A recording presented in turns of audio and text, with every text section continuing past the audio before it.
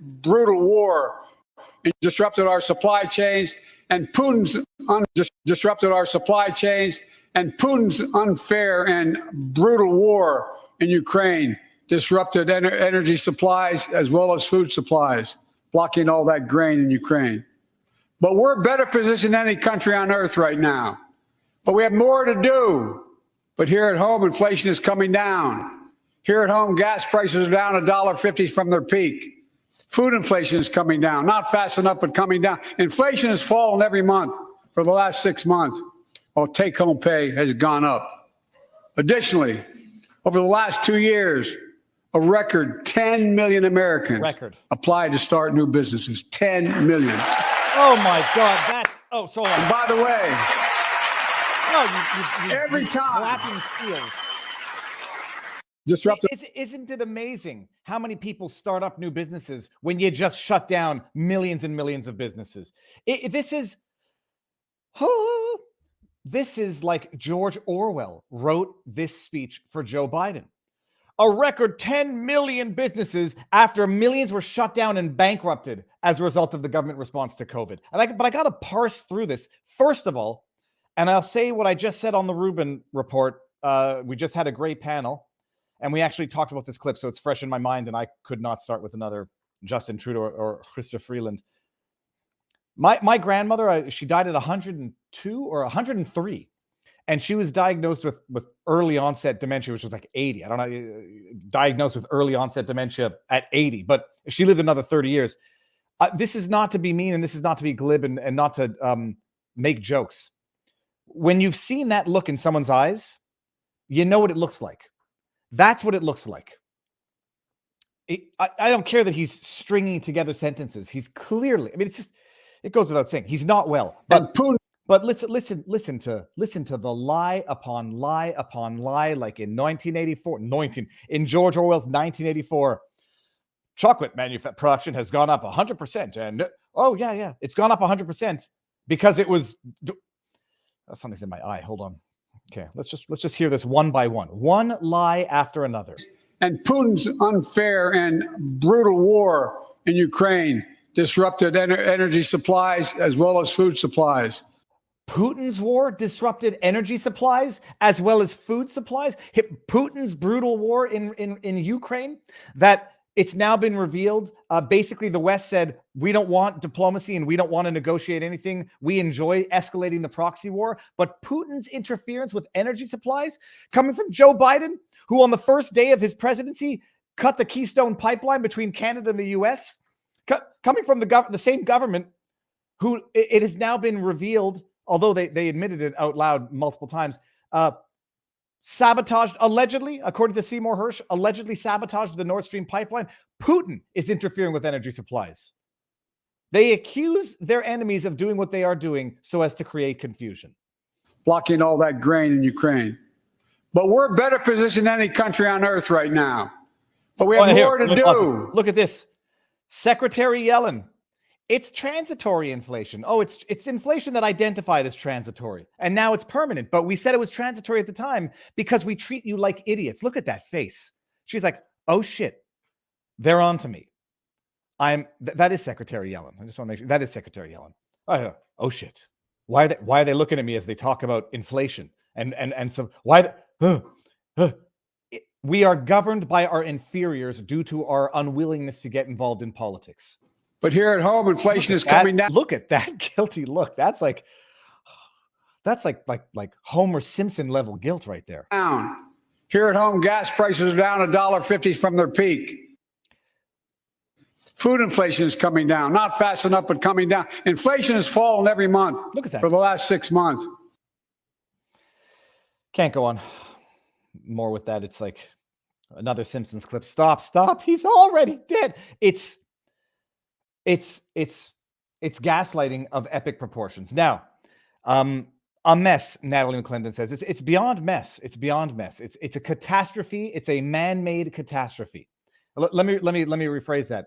I'd say it's a Joe Biden-made catastrophe, but I don't think Joe Biden is the one manufacturing this catastrophe. I don't think Joe Biden could Joe Biden can't find the hull for the State of the Union address. He can barely find his way around the White House, and I'm not saying that to be glib. I'm not saying that to be mean. I don't think one man is not able to create such catastrophe, because typically there would be smarter people resisting the catastrophe. In this case, we got one puppet carrying out the wishes of the people who are actually creating this catastrophe. And who do you think it is? Go listen to Jimmy Dore. Go listen to my interview with Jimmy Dore, or go listen to his clip that went viral on Carl Tucker Carlson. Tucker Carlson. Go check that out. All right. Speaking of catastrophes, and the role that some entities play in it, a deep state and administrative state, Operation Mockingbird, people, never ended. It just got digitized. Today we have Dr. Shiva on. And many of you may know Dr. Shiva because he's got kind of an amazing story. I mean, an amazing life story, but then also an amazing political story that began. I'm going to screw up on the year. It began 2020, at least the scandal. Anyhow, Dr. Shiva is going to explain it. He's in the backdrop. So, hold on one second. I knew I forgot something. I created a vivabarneslaw.locals.com live chat, which is currently running. We are live on Rumble, and we look like we're good on Rumble. Do we have any Rumble rants? We do not have Rumble rants yet. Standard disclaimers: no medical advice, no legal advice. There will be no election fortification advice, but Dr. Shiva is going to explain his experience and his discoveries. Good. We're live on Rumble, and I'm going to go to the chat, which I know that I set up. It's right here. And I'm going to join the chat on Rumble, where people can go vivabarneslaw.locals.com and join the chat. We got people, and we've got a $1 chat there. It says, anyone, the Eco Alliance whistleblower, Dr. Andrew Huff, has confirmed that he has been sent. I just lost it. Hold on. Has been sent a request to testify before the GOP-led House Committee. Well, as a segue into what we're going to discuss today, we're having the GOP Church Committee 2.0 investigating the Gang of Four from Twitter. And we're learning, some of us are learning what others have known for a while, what others have known for even longer while. One of those people is Dr. Shiva. Dr. Shiva, I see in the backdrop. I'm going to bring you in 3, 2, 1. Sir, you know what? I'll go back the other way. Nah, this is good. How goes the battle, Dr. Shiva? I'm doing good, David. How are you? Very good. Now, it's Shiva and not Shiva, right? Well, depends on how you want to say it, but I typically say Shiva, Dr. Shiva Ayyaduria. You can just call me Dr. Shiva. Okay, perfect. Yeah, because okay, no, that's good. There's many ways to say it, but I'm interested in the correct way. So, Dr. Shiva, 30,000-foot overview. I think everybody knows who you are, but give the 30,000-foot overview. Before I always like in a first-time interview to get to know the person and delve into their childhood, which yours is extremely interesting and extremely relevant to everything that you've done in life. But the 30,000-foot overview for those who might not know who you are. The 30,000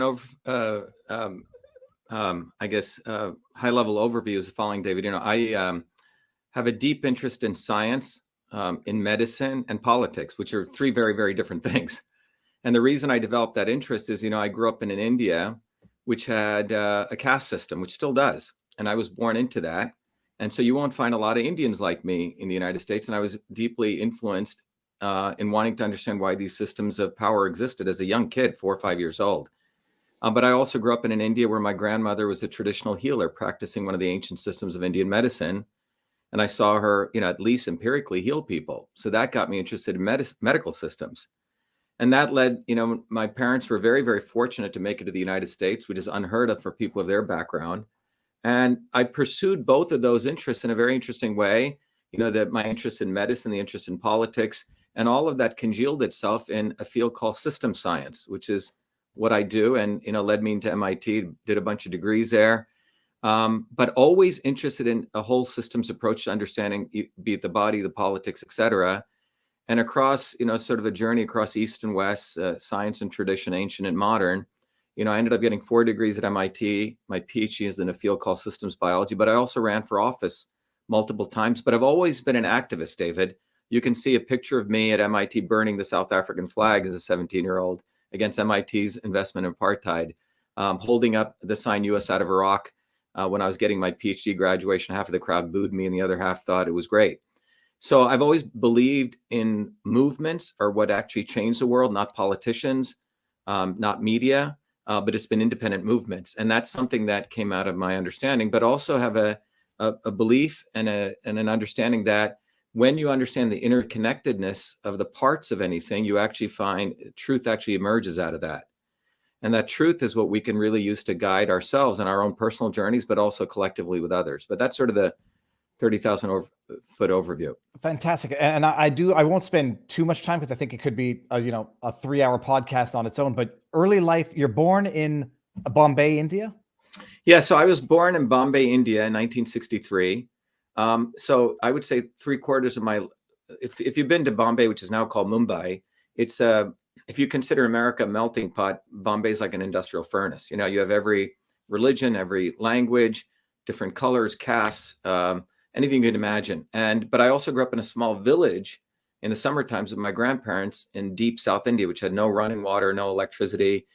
And so there's two very, very different worlds. And then, so that was up until the age of 7. I moved to the United States. Literally, we left India on my 7th birthday, December 2nd, 1970. And that was at a time, if you think about it, in the United States, when there was essentially the United States, the Vietnam War was still going on, you know, sex, drugs, and rock and roll. And this very traditional Indian family, lower caste untouchables. My mother and my father were quite extraordinary people. The fact that they made it out of that caste system, come to the United States actually based on this thing called the American dream. And the day I came to the United States, I actually was wearing shorts and it was snowing, and I'd never seen snow in my life. And I asked my dad, why did we come here? He said one word, freedom.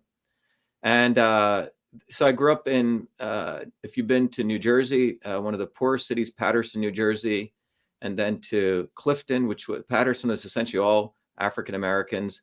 And then Clifton, New Jersey, which was more working class. And then Parsippany. In the last 3 years of my high school, I went to one of the much different neighborhood, a public school in Livingston, New Jersey, which is very wealthy, you know. So I went from all those different ranges in a period of 7 years. So my parents just kept moving to the better public school systems. One of the important things to understand is when I was 14, I'd actually finished up all my math courses because I was so ambitious, because I saw how much we didn't have in India and I wanted to succeed, that I had gotten the opportunity to go study at New York University as a 14-year-old kid, computer science, finished this very special program and started working as a full-time research fellow at what is now known as Rutgers Medical School, doing research on why babies were dying in their sleep. So that got me interested in computing and medicine. But it was there I did invent what we now know as email, the first email system. So email was not created by the ARPANET, which is a big lie. It was created by a 14-year-old immigrant kid in Newark, New Jersey, where nothing's supposed to come out of. And we can talk more about that. Yeah, well, two things. I have to make the Doogie Howser joke because what you're describing sounds like a different iteration of Doogie Howser. Just very briefly, because we all know we refer to the caste system. I think we have I won't say stereotypical, but a very superficial understanding of what it means. Explain the caste system. When you say people are born into the caste system, how do they identify that they're born into one versus the other? How are they identified in everyday life? What are the consequences of that? Is there a way of getting out of it? And what's the purpose of the caste system? Well, so if you go back, many years, just to preface this, when I came to MIT, I studied with very interesting philosopher linguist by the name of Noam Chomsky, because I was very curious about the caste system. And there's a wonderful book, if people want to get it, called The Rise and Fall of the East India Company, written by Ramakrishna Mukherjee. It's a great book. But when you study that, what you really understand is that the original system of, organizing people into different guilds, okay, you're a blacksmith, okay, or you're a carpenter. This was sort of a division of labor, which had certain benefits, right, for society. That system eventually became this thing called a caste system, where if you're picking garbage all day, then your son should pick all garbage all day. Or if you're a coconut picker, your son should pick coconuts. And these were very designated jobs, David, very specific jobs. My family's caste was to actually pick coconuts, right?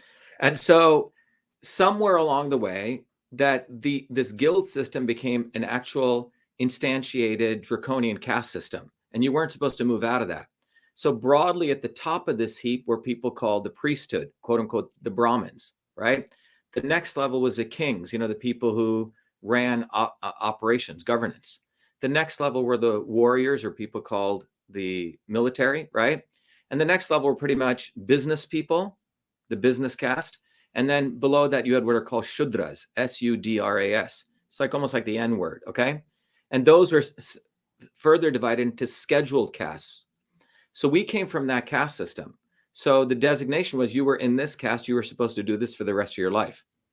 So it's no different than color, right? Shades of color, no different than different languages. My mom used to say in India, you can get discriminated about 7 different ways: by your sex, by your religion, where you grew up, right? Language and caste, and so on. In America, she said maybe 3 ways. But the point is that the caste system is a very structured system. Now, around the 8th century in India, there was like the Protestant Reformation, there was a movement called the Bhakti movement. It was religious in nature, spiritual, and it said, hey, if there is equality in heaven, why isn't there equality on earth? So between the 8th century to the 15th century, that movement actually broadly took off, and it started having these embryonic changes in destroying this caste system, or embryonic changes. It wasn't done by any means.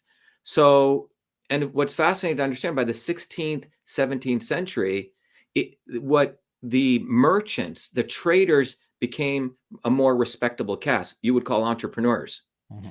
And that is when, if you think about it, when the Dutch East India Company, the British East India Company, all the Europeans start coming to India, they were initially trading with this emergent caste. But the net of this story is that what the British did, profoundly decimating to this progress, which would have been sort of, market capitalism in India, et cetera, was they realized that instead of trading with these traders, it would be more profitable to support the decaying feudalism. And they actually propped up the feudal lords. And in the Battle of Plassey, they actually occupied India. And then at that time, they went and got these old Brahmanical priests, and they rewrote the progressive Indian laws to take it back to draconian pre-8th century India. So a lot of Indians don't even know it, that the caste system was actually decaying. And to answer your question, is basically a vehicle for control, right? So the British could control caste in a much more profound way. And when you really look at the Indian Revolution, it wasn't really much of an Indian independence movement in 1947. Gandhi, in many ways, was brought in to transfer power from the British who wanted leave to the Indian elite. So white men with crowns left and brown men with white hats took over. So India never really addressed these foundational issues. India never had the chance to have a good bottoms-up revolution, which would have occurred in the 20s had not Gandhi come in and essentially been used as a front man for the elites to subvert this much more populist movement that was also taking place. That's actually fascinating. And we shouldn't spend too much time on this, because there's other stuff that's, I say, equally fascinating and probably more relevant to what we're living through now. One last question, though. If you married up or married down, was it a one-way ticket down, or could you marry up in the caste system? You could, and it was very downly looked upon, particularly by the family that you were marrying up into, right? Some people also opted to change their religion. There was a lot of pressure in that time to become Christians, for example, because Christians were put into a different realm. Some people became Muslims, you say, but this was a Hindu caste system. So you could marry. So if you, let's say, married a man married a Brahmin woman, right? There would be certain benefits, but the couple would suffer a lot by the community because of their quote unquote intercaste marriage. Okay. And in fact, there were, incidents of violence and so on that would take place also, which still do, by the way. And what you just said about Gandhi is something that I've never even thought about, and it's going to spark something in my mind to look into further. I've been trying to tell people Gandhi was a fraud. I think what people mean is, hey, they lulled people into passivity using a very, very eloquent individual, and as a result, probably, well, from what you're saying, did not achieve the revolution that they would have otherwise achieved, and it was sort of a stifled revolution because of. Yeah, Gandhi was literally, if you go look at his history, he was not, he was a racist. He didn't really support the poor blacks and poor Hindus, which was a majority in South Africa. He was trying to fight for the wealthy Hindus to get trading rights in the Transvaal region. And what he did, any protests that he did, actually miserably failed. And in fact, the movie Gandhi comes out at a time when Indians are actually starting to break from Gandhi. Every time Indians starting to break from Gandhi, it looks like the British and the Indians get together and they do a movie to promote Gandhi. But Gandhi, in that movie, you'll see one of the sort of leaders of who was pro-British, Gokhale, actually brings Gandhi into his home. And so Gandhi is literally promoted, and all these other emergent leaders were either disappeared or shot or whatever happened to them. And Gandhi gets pushed into the forefront in many ways overnight. But he was an Anglophile. He loved the British, and Nehru, who he sort of handpicked to be the next prime minister of India, was banging Mountbatten's wife. Okay.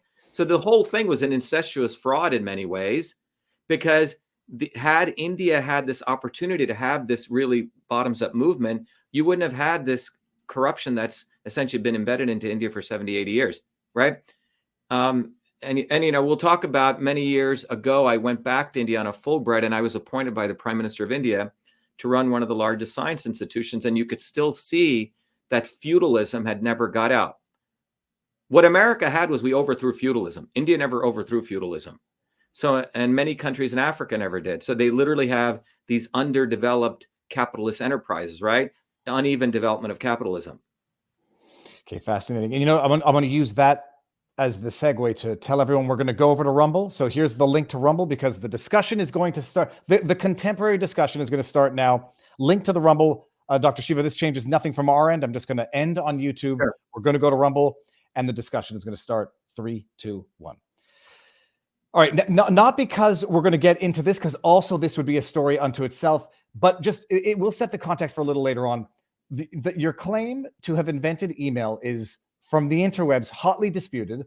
It led to contemporary lawsuits.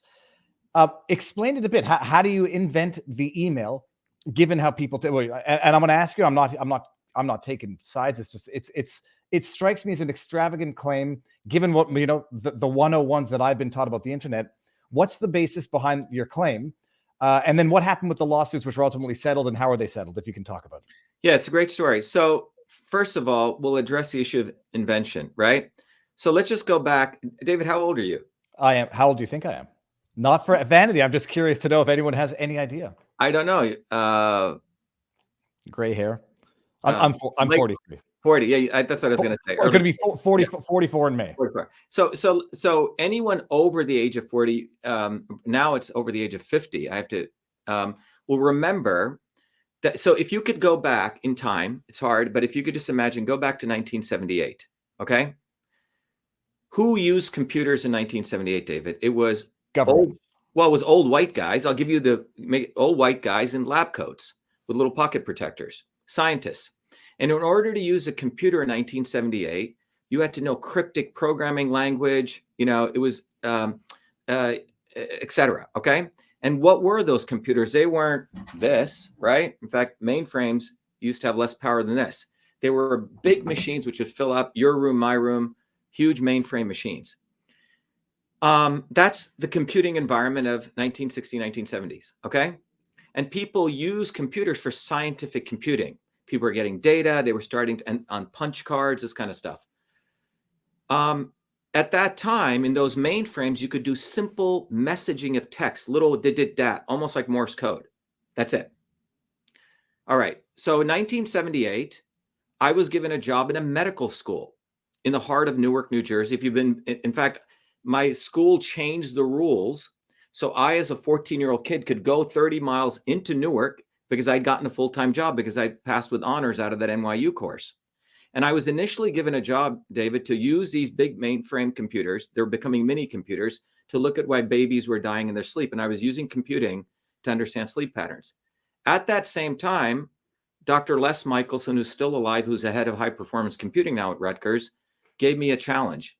Now, in those days, in these medical schools, there was offices, and every office had these pneumatic tubes. Some of them may remember how they used to transport these letter envelopes.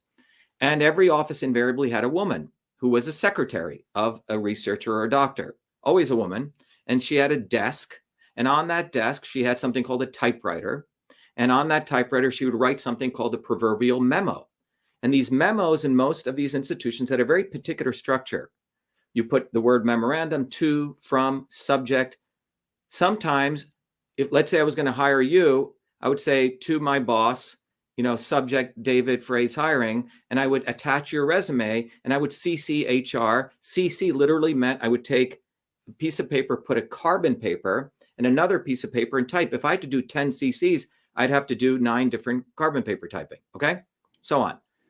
This and on her desktop, not only she did do all these complex memos with BCC, CC, she also had a thing called an inbox, an outbox, something called big metal file folders, a drafts folder, trash can, whiteout. This was a very complex system, and people would come. The doctor would dictate a mail. She'd write it up, type it up, put it in the drafts folder. He'd redline it. A memo would be produced, manufactured. It'd be put into these envelopes. Sometimes you did registered mail. You see, it was a very complex system. It wasn't just sending a message from point A to point B. All right. I was asked to convert, David, that entire system into the electronic version, that entire desktop, all those, it's about 100 features. If people go to inventorofemail.com, you'll see what got submitted to the Smithsonian about 10 years ago. All right. So a 14-year-old kid in a scientific programming language has to be, my customers were these secretaries who were in many ways treated in a very sexist way. I didn't treat them that way. I had great respect for them. I made the list of these features, and in 50,000 lines of Fortran code, in 8K of memory, I programmed every one of those features and named that. So I wrote all the code and named that system email. Why did I call it email? It was a term never used before in the English language, because the operating system only allowed 5 characters. All right. One of the baby nobles, as it was called, the Westinghouse Science Awards at the time, was featured in the local newspaper. Good, humble Indian kid, came to MIT in 1981. On the front page of MIT, they highlighted my invention, along with 2 other kids out of the 1,000 kids. All right. I was elected student body president that year. In 81, I went to the president of MIT's house. And this is when I started learning about patents and inventions, what this means. You see, up until 1994, and I'll get to that, but at that point in history, the lawmakers in Washington didn't know what software was. They thought it was just, you're just writing a book, right? Because it was written stuff. You didn't see anything. But in 1980, when I went to the president's house, Paul Gray, who was on Reagan's White House Science Council, he said, Shiva, you should copyright your software, because that is a way you can protect a software invention. Because in 1980, what had occurred was the Computer Software Act of 1980 was passed, which said you could use the 1976 copyright law for artists to protect software inventions. And just think about this. I was 16, 17 years old, and no one wants to ask this question. How did I decide to do that? My parents weren't Bill Gates's parents. I wrote away to the Copyright Office. There was no internet to download PDFs. I got this documents. I had to submit all my code. It wasn't simply just getting a little C and a registered trademark, registered C. You submitted, you went back and forth. On August 30th, 1982, an American kid has issued the first United States copyright for email, computer program for electronic system, officially recognizing me as the inventor of email. So I have the actual copyright. In fact, I have it right here. Here it is. All right. Now, there's no question. It's like a patent at that time. All right. And I wrote the code and I called it email. There's no controversy here. No one else had done this. What's interesting is I went off to MIT and I did many other degrees, won every award at MIT. You'll see on the front page of MIT me winning the Fulbright Award, when I started EchoMail, a company in 1993 to automatically analyze email for the White House, and I grew a $250 million company with that. It was called Dr. Email. But anyway, the quote unquote fabricated controversy occurs around February 16th, in fact, it's coming up February 16, 2012. What happened? 3 months before, my dear mom, who was the one who used to drive me at 5 a.m. in the morning to take the train from Newark to New Jersey, to New York to study, in a suitcase, she had saved all the computer code, all the computer tapes, everything. And she presented it to me, knowing she was going to pass away.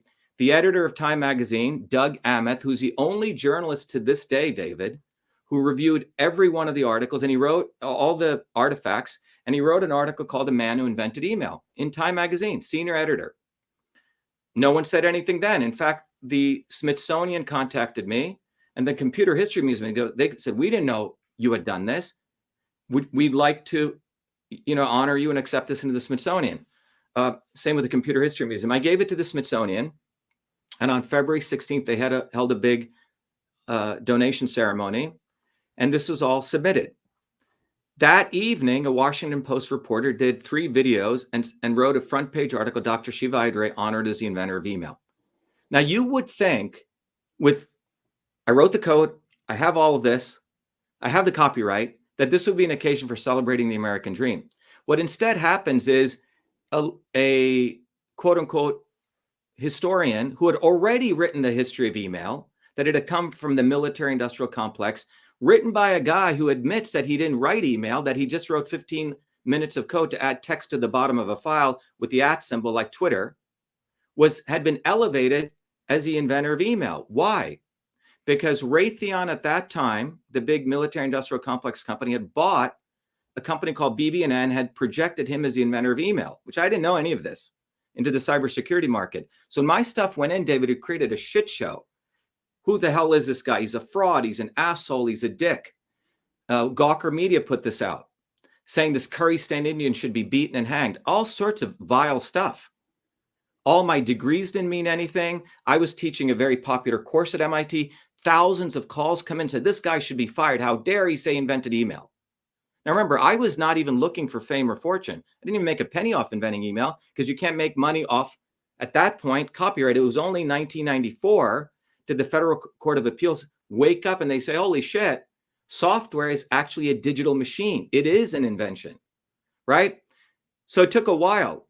So what ended up happening was, for 4 years, I'd go through this saying, oh, you invented email. Ah, ha, ha. You must be Al Gore.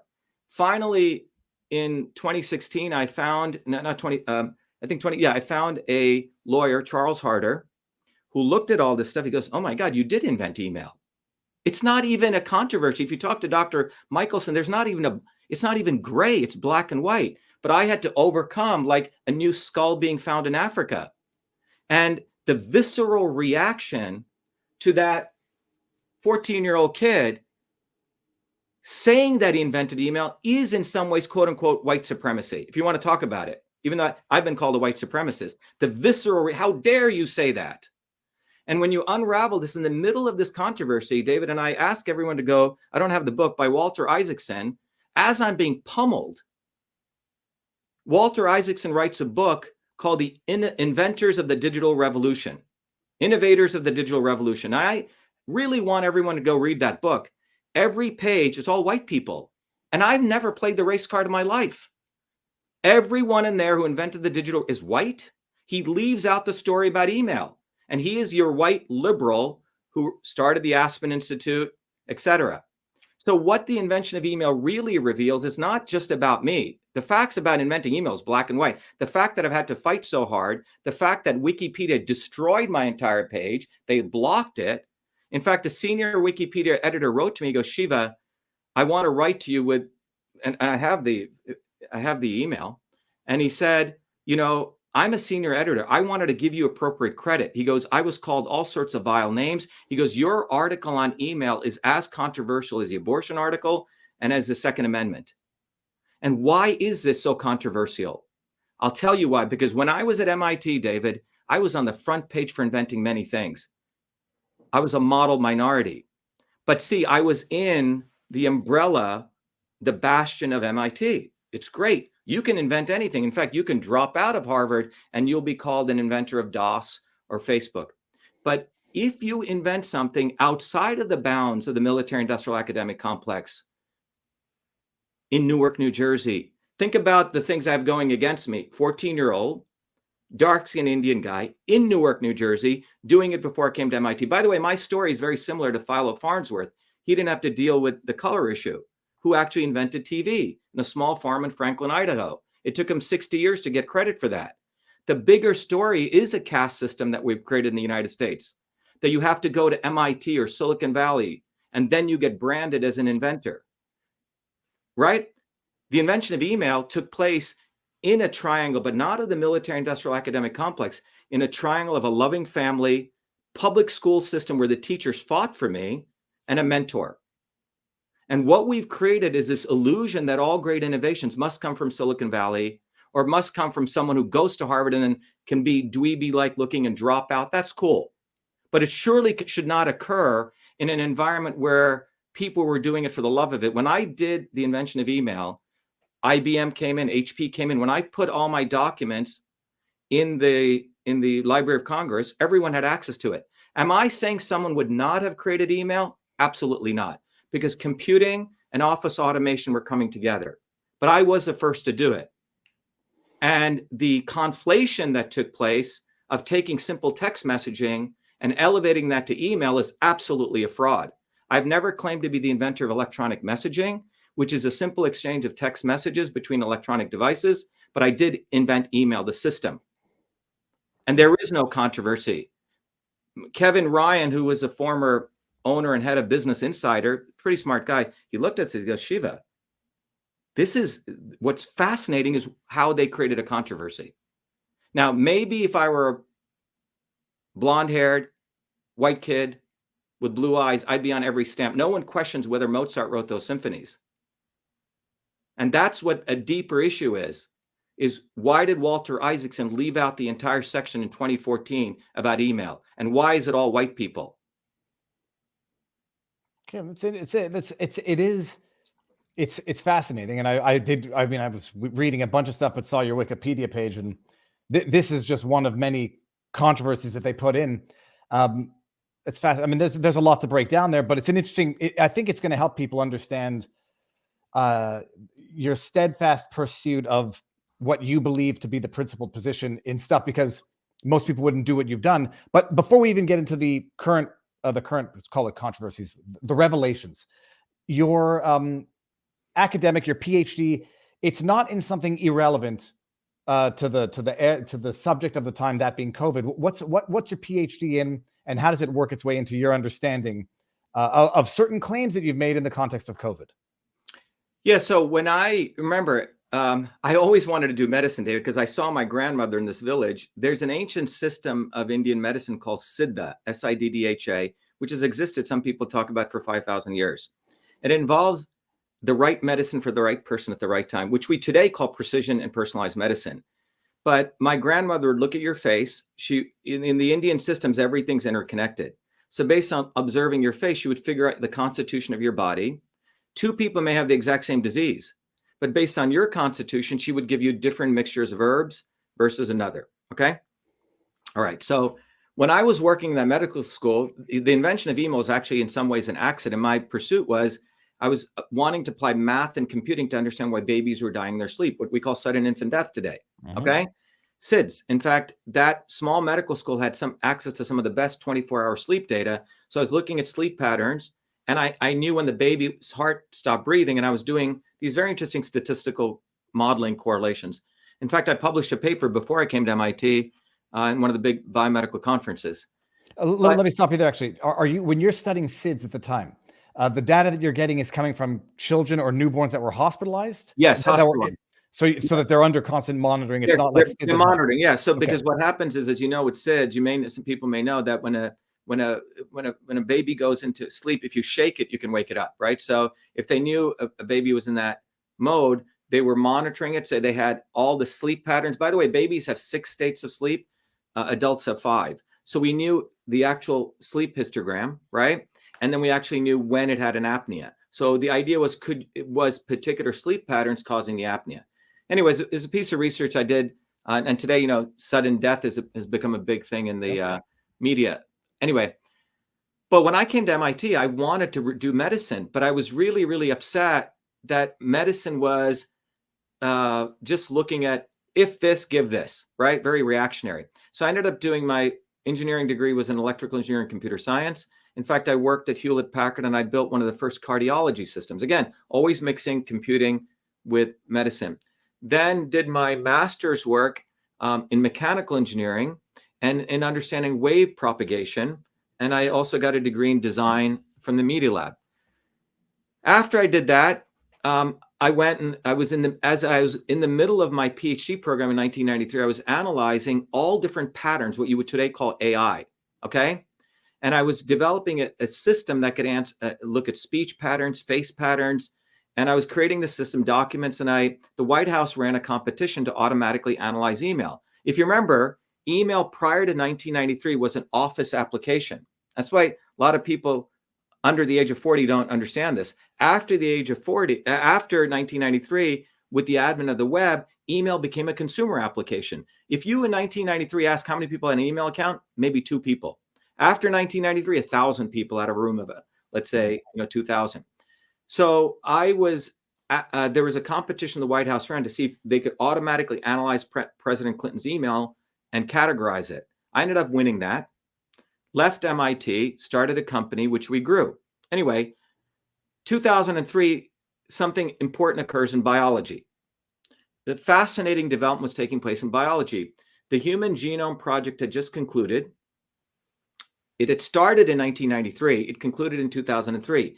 Now, what was profound about it was in 1993, the thesis was that for this disease, there's this gene, right? If you have this disease, if you have blue eyes, you must have this gene.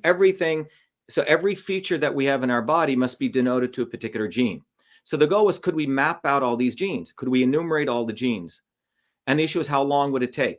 We knew in 1993 a worm had 20,000 genes, right? A little lowly worm. So what do you think biologists thought how many genes we had in 1993? If a worm had 20,000 genes, take a guess. Well, I would say that they're going to say, like, I don't know, 2 billion genes, but I would ask why they would think that the genes would scale up based on the size of the animal, where it should not necessarily do that. But I don't know anything from anything. Yeah. So you were actually smarter than most of them.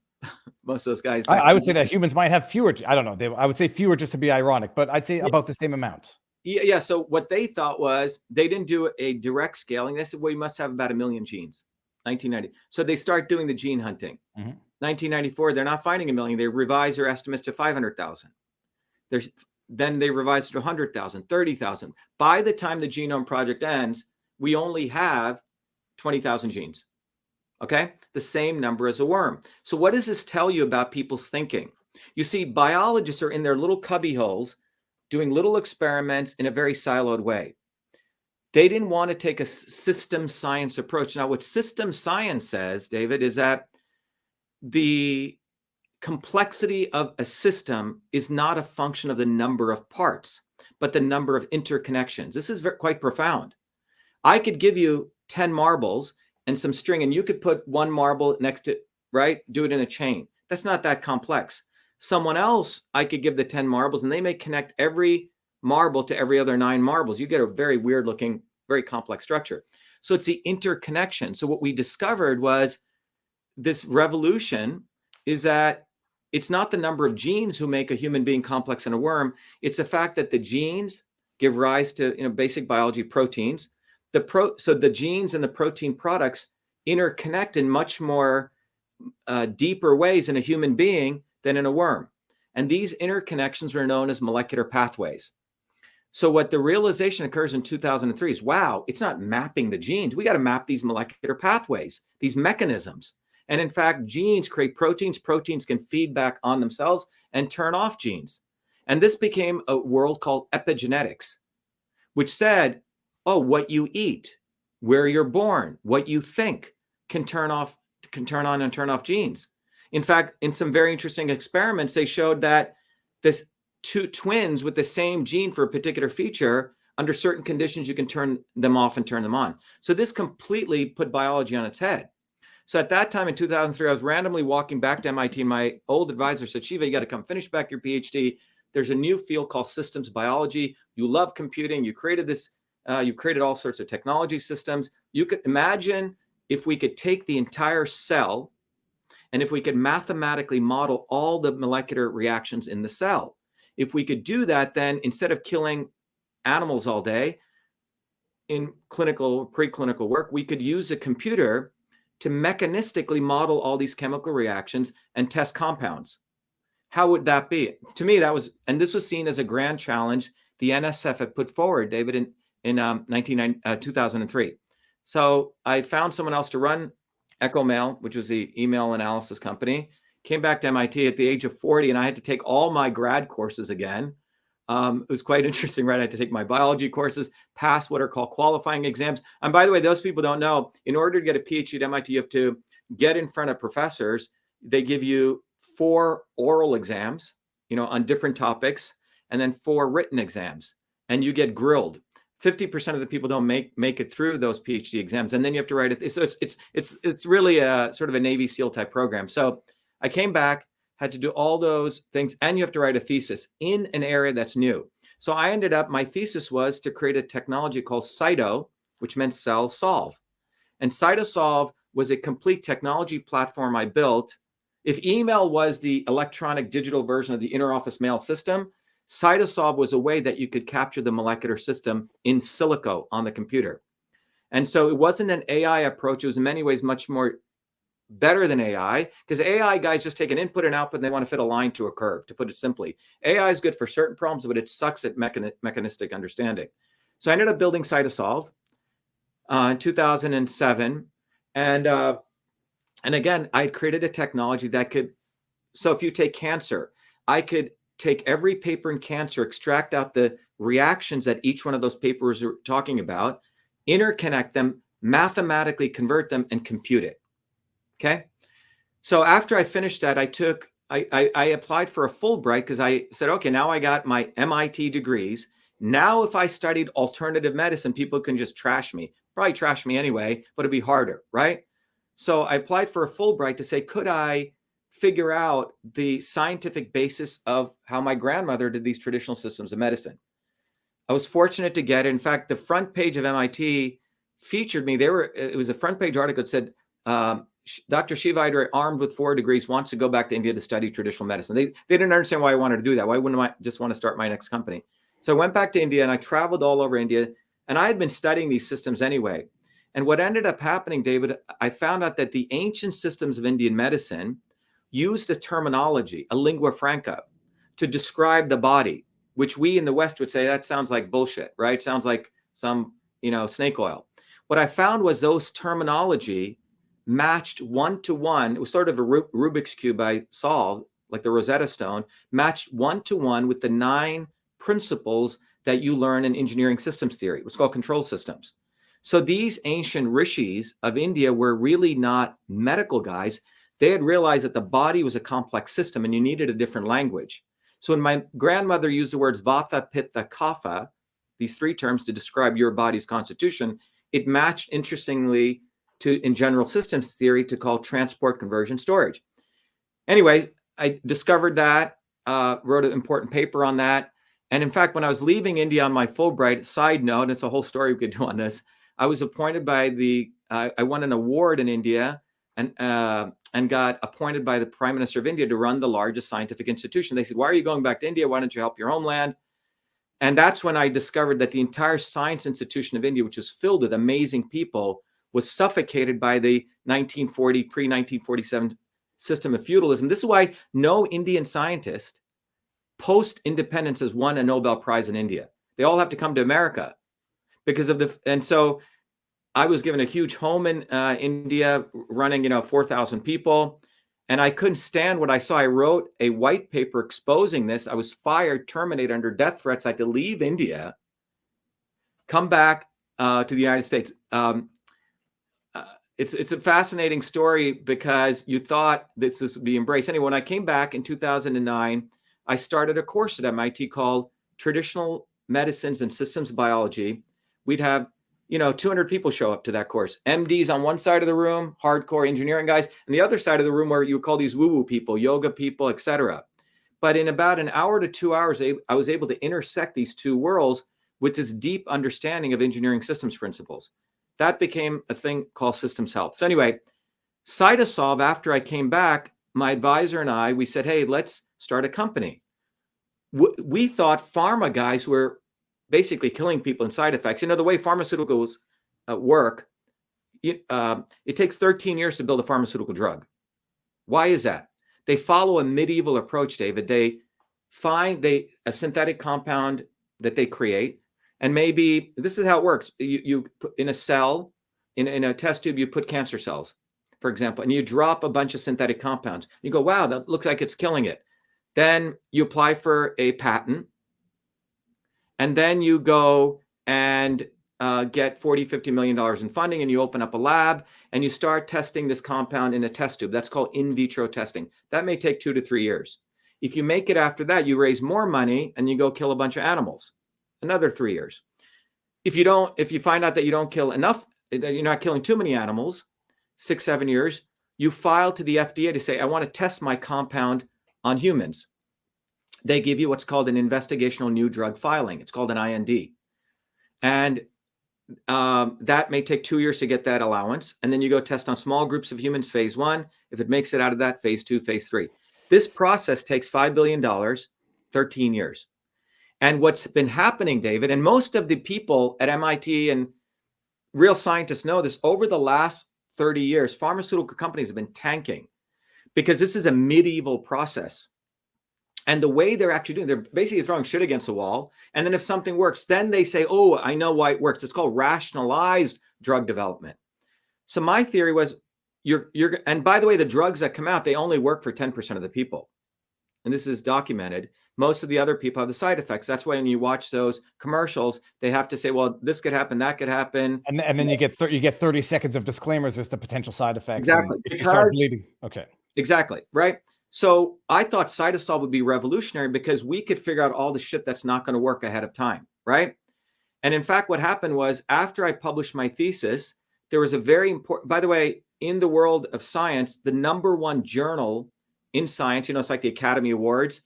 If you get published in Nature, you're like a star. Okay. And very few professors ever get published in Nature. Anyway, there's an article that came out in Nature saying if you're going to solve cancer, we shouldn't just be using one compound. We should be using cocktails. There's only one 4-drug cocktail that the FDA has allowed that was for quote unquote AIDS. Okay. And this paper written by the 4 leading guys in the world in cancer therapy cited my thesis as the only technology framework that could do this. So when that paper came out, we raised about $1 million in 2 weeks. And we said, why don't we use our technology to look at every generic cancer drug, mathematically model pancreatic cancer, which is a very horrible cancer. And could we discover something on the computer, a 2-drug combination? We just did this as a proof of concept to show the power of the platform I created. And in 11 months, lo and behold, we not only discovered, after looking at trillions of combinations, a 2-drug combination better than the gold standard called gemcitabine, we applied for an investigational new drug filing, and we got it allowed by the FDA. In fact, one of the senior people at the FDA called me and they said, we don't normally do outbound calls, but we were so impressed by what you've done. It's the future of 23rd century medicine. They gave us our allowance, and we didn't even know we'd get that far. And then we went to a cancer center called MD Anderson, and we created a relationship with them to continue to advance this. But the bottom line is Cytosolve was this very powerful way we could obviate the need for animal testing. So, but pharma moves way too slow, and they really don't want to solve the problem. They're like a dinosaur, which is making trillions doing the old way. And if you look at Pfizer's revenue in 2012, they did $65 billion in revenue. Their revenue in 2020 was, guess what, $45 billion. They've been losing money because of this old system. The reason they've been surviving is on old patents, like Lipitor patents. And as those drugs come off patent, in fact, year over year now, pharma spends more and more money on R&D, and less drugs were even being allowed by the FDA because of the toxicity. So pharma by 2020 realized, shit, we have a major problem. That's why the vaccines were so important, because you had Operation Warp Speed. Well, that's what I was going to say, because you're saying it took too long to do the R&D. You have to go through in vitro, then animal testing, then human testing. And it seems that in recent times, we've gone from taking too long to taking warp speed and moving at the speed of science, which might mean too fast before any of these tests have ever, been done properly. Right. And so if you look at Pfizer's revenue, so in 2020, I did this, so everything I was doing is based on my scientific understanding. So in 2020, you will see 2021, Pfizer's revenue does this V. Now it went to 80 billion, 2022, 100 billion. If it wasn't for vaccines, Pfizer would be screwed, because the entire pharma industry is just relying on old patents, and they're not getting what's called new molecular entities through NMEs. All right. So in 2020, when I looked at this, 2019, by the way, I was asked by the National Science Foundation, every once a year, they do what's called a prestige lecture, which is they select a top scientist to give. It's a pretty big honor, and I was asked to give the prestige lecture at Purdue, because they have one of the NSF centers. And my talk was a modern science of the immune system. And what I talked about was, my thesis, by the way, was not only on creating cytosolve, but I did a very important part of the immune system called the interferon system. And so I was considered, an expert on the immune system. So NSF wanted me to give this lecture. And what I talked about in that lecture, this is before COVID now, 2019, is I said, look, the modern basis of creating vaccines is based on a 1915 model of the immune system, which includes essentially two boxes, which is what they had in 1915. Okay, you have the innate immune system, that part of your body when, let's say, someone sneezes on you, it is the part of the body which is in the sort of the external part of your body, in your eyes, your nose, right, your skin, your mucous membranes, that when the virus or the antigen hits you, your body has a bunch of marines in there which try to just randomly kill everything, right? These are called neutrophils, macrophages. They're not specific to that bacteria. They always fire. That's called the innate immune system. After that, within 2 to 3 days, your adaptive immune system kicks in, which is for that particular virus, using your T cells and B cells, create a particular antibody. So one is a fast immune system, the innate, and one's a slower one, which creates memory. Now, that's a 1915 view of the immune system. In 1962, when Kennedy signed the Vaccination Act, it was based on that old view of the immune system, which is everyone should be vaccinated, right? One size fits all. A lot of the organs with the CDC get created. What my work showed is that the immune system is not just these two boxes. It involves a third box called the interferon system. When someone sneezes, you get exposed to an antigen, or you're playing out in dirt, the interferon system turns on these amazing genes, which further protect you. And then the adaptive system kicks in. But more importantly, we have the microbiome in your mouth, the bacteria, 60 trillion bacteria, 30 trillion virus, 380 trillion viruses in your gut, your nose, and all these things, we're a walking jungle, turn on. So when you get exposed to an antigen, the innate system kicks in, the interferon system kicks in, and antibodies, one small piece, and the microbiome remodels, and the gut-brain axis. So I shared this wonderful diagram, and I said, look, the concept of telling everyone to get the same medicine or the same vaccine is ludicrous. And in fact, the NIH had agreed starting in 2005 that you needed to have precision and personalized medicine, the right medicine for the right person at the right time, which is what my grandmother did in that small village. Okay. So science knows this. No one in that room of 200 people ever had any problems with that. Now, you can think about it. We are bringing up kids in these very artificial environments, right? Because they're not, when I grew up in India, you're exposed to dirt, everything. I never heard of allergies. Now you have people getting allergies because when you're exposed to these antigens, all of these systems kick on. We're not just talking about just getting antibodies, right? That's only one piece. So the view of the immune system that these guys had, or the view of the strategy of just generating antibodies, in my view, is no different than you and I going to see a band. We think there's going to be the horn section, the drum section, the strings, and all we hear is just a guy playing the snare drum. That's what the antibody model is. So this was essentially saying, now the problem we've done is over the last 30, 40 years, particularly young kids, we're bringing up kids in these very artificial environments. So they're on the track to get artificial immunity, which would be a vaccine. Mm-hmm. But if you grew up in a much more natural environment, you don't need a lot of this stuff. And it's personalized precision medicine. No one had an issue. So in January of 2020, when I saw Fauci, who I've studied before. Okay. Well, I noticed because you said the so-called AIDS, and you put it in quotes, and I've read the real Anthony Fauci and know the debate that surrounds defining what AIDS is, identifying it, what the interplay between HIV and AIDS is. So if anybody, that's a rabbit hole for everyone to go down. Yeah, Robert Duesberg, who was nominated for the Nobel Prize, and unfortunately, and he's a great scientist, who was vilified because he was the first, and he was a guy who discovered retroviruses. He was the first one to expose Fauci back in 1994. And what happened? What happened to him, Dr. Shiva?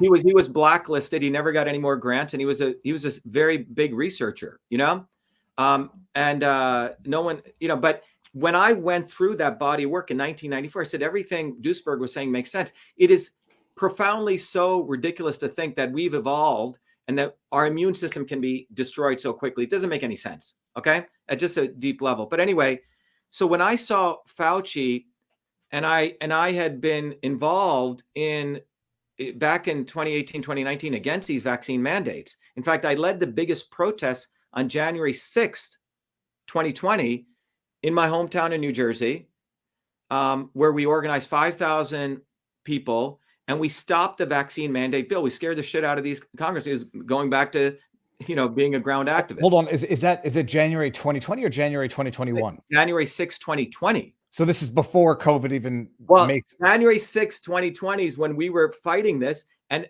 the next day, suddenly, if you look at the timeline, we find China, there's this COVID. Okay? Yeah, well, it's the curious timing, because my starting point is March, give or take March 14th. No, but it was, if you go look at it, it's there's these things. Oh my God, there's this thing called COVID coming. It was around that time. Yeah. So we won this very important. We stopped the Congress people, because they saw the anger, were forced to table this bill for vaccine mandates. And it was a big victory. Okay. So when I saw suddenly COVID coming, I said, wow, to me, it seemed really like, what the hell's going on? Mm-hmm. And then I saw these lockdowns coming. I did a tweet, the first one to do this tweet, where I said, this will go down in history as a way to push mandated medicine, destroy people's health, and destroy the economy. It was a very prescient tweet. It went viral. I think got 30,000, 40,000 retweets. On that day, I got a call from the White House. In fact, a senior economic official whose name I can't reveal. And he said, Dr. Shiva, I'm a professor at one of the large institutions. I saw what you just put out there. He goes, Trump is not listening to us. We think locking down the country is going to destroy our economy. Mm-hmm. Can you please do videos explaining the immune system? And I had just done one of them. And that's when I had to wake up, because I didn't really know this medium that well. And if you look at that time, David, between that time, I was doing 2 to 3 videos just purely educating people on the immune system. I do chalkboard talks, because I realized that what Fauci and the medical establishment were doing, they were taking advantage of people's lack of understanding of the immune system. And I had this understanding. I have the prestige to talk about it, so I use that to do that. And if you look, I did an early video talking about vitamin D3. That it's not a vitamin, it's a hormone, more importantly, but it produces these things called cathelicidin and antimicrobial proteins, which are like daggers that blow up the walls of viruses. That had, I think, 100 million views, and it was taken down. And let me ask this: when was it taken down, if you recall, time-wise, contemporaneously with it? It was like May or something. I did it. It started getting this explosive growth, right?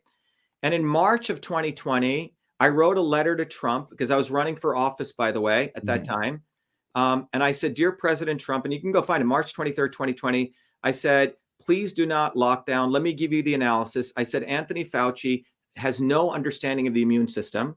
Okay. Or just to be more sinister, he does. and nonetheless. Sorry. Right. But this was in March of 2020 when no one was attacking Fauci. Well, no one knew who he was. I don't remember when people finally discovered who Fauci was, but I guess it was around that time. It was around that time. But it was, I, as a established scientist, put my butt out there. Okay. None of the so-called, and we can talk about this, the grifters who waited a year and a half to attack him and now do that, were silent. Even many of them knew about Fauci. So I put my butt out there. And in March of 2020, I wrote that letter to Trump. And I said, don't lock down the economy. Take a personalized and precision approach. And I gave him a protocol. I said, okay, those people who are truly immunocompromised, lock them down. COVID, yes, lock them down. The other people, and I gave 4 different tiers, right?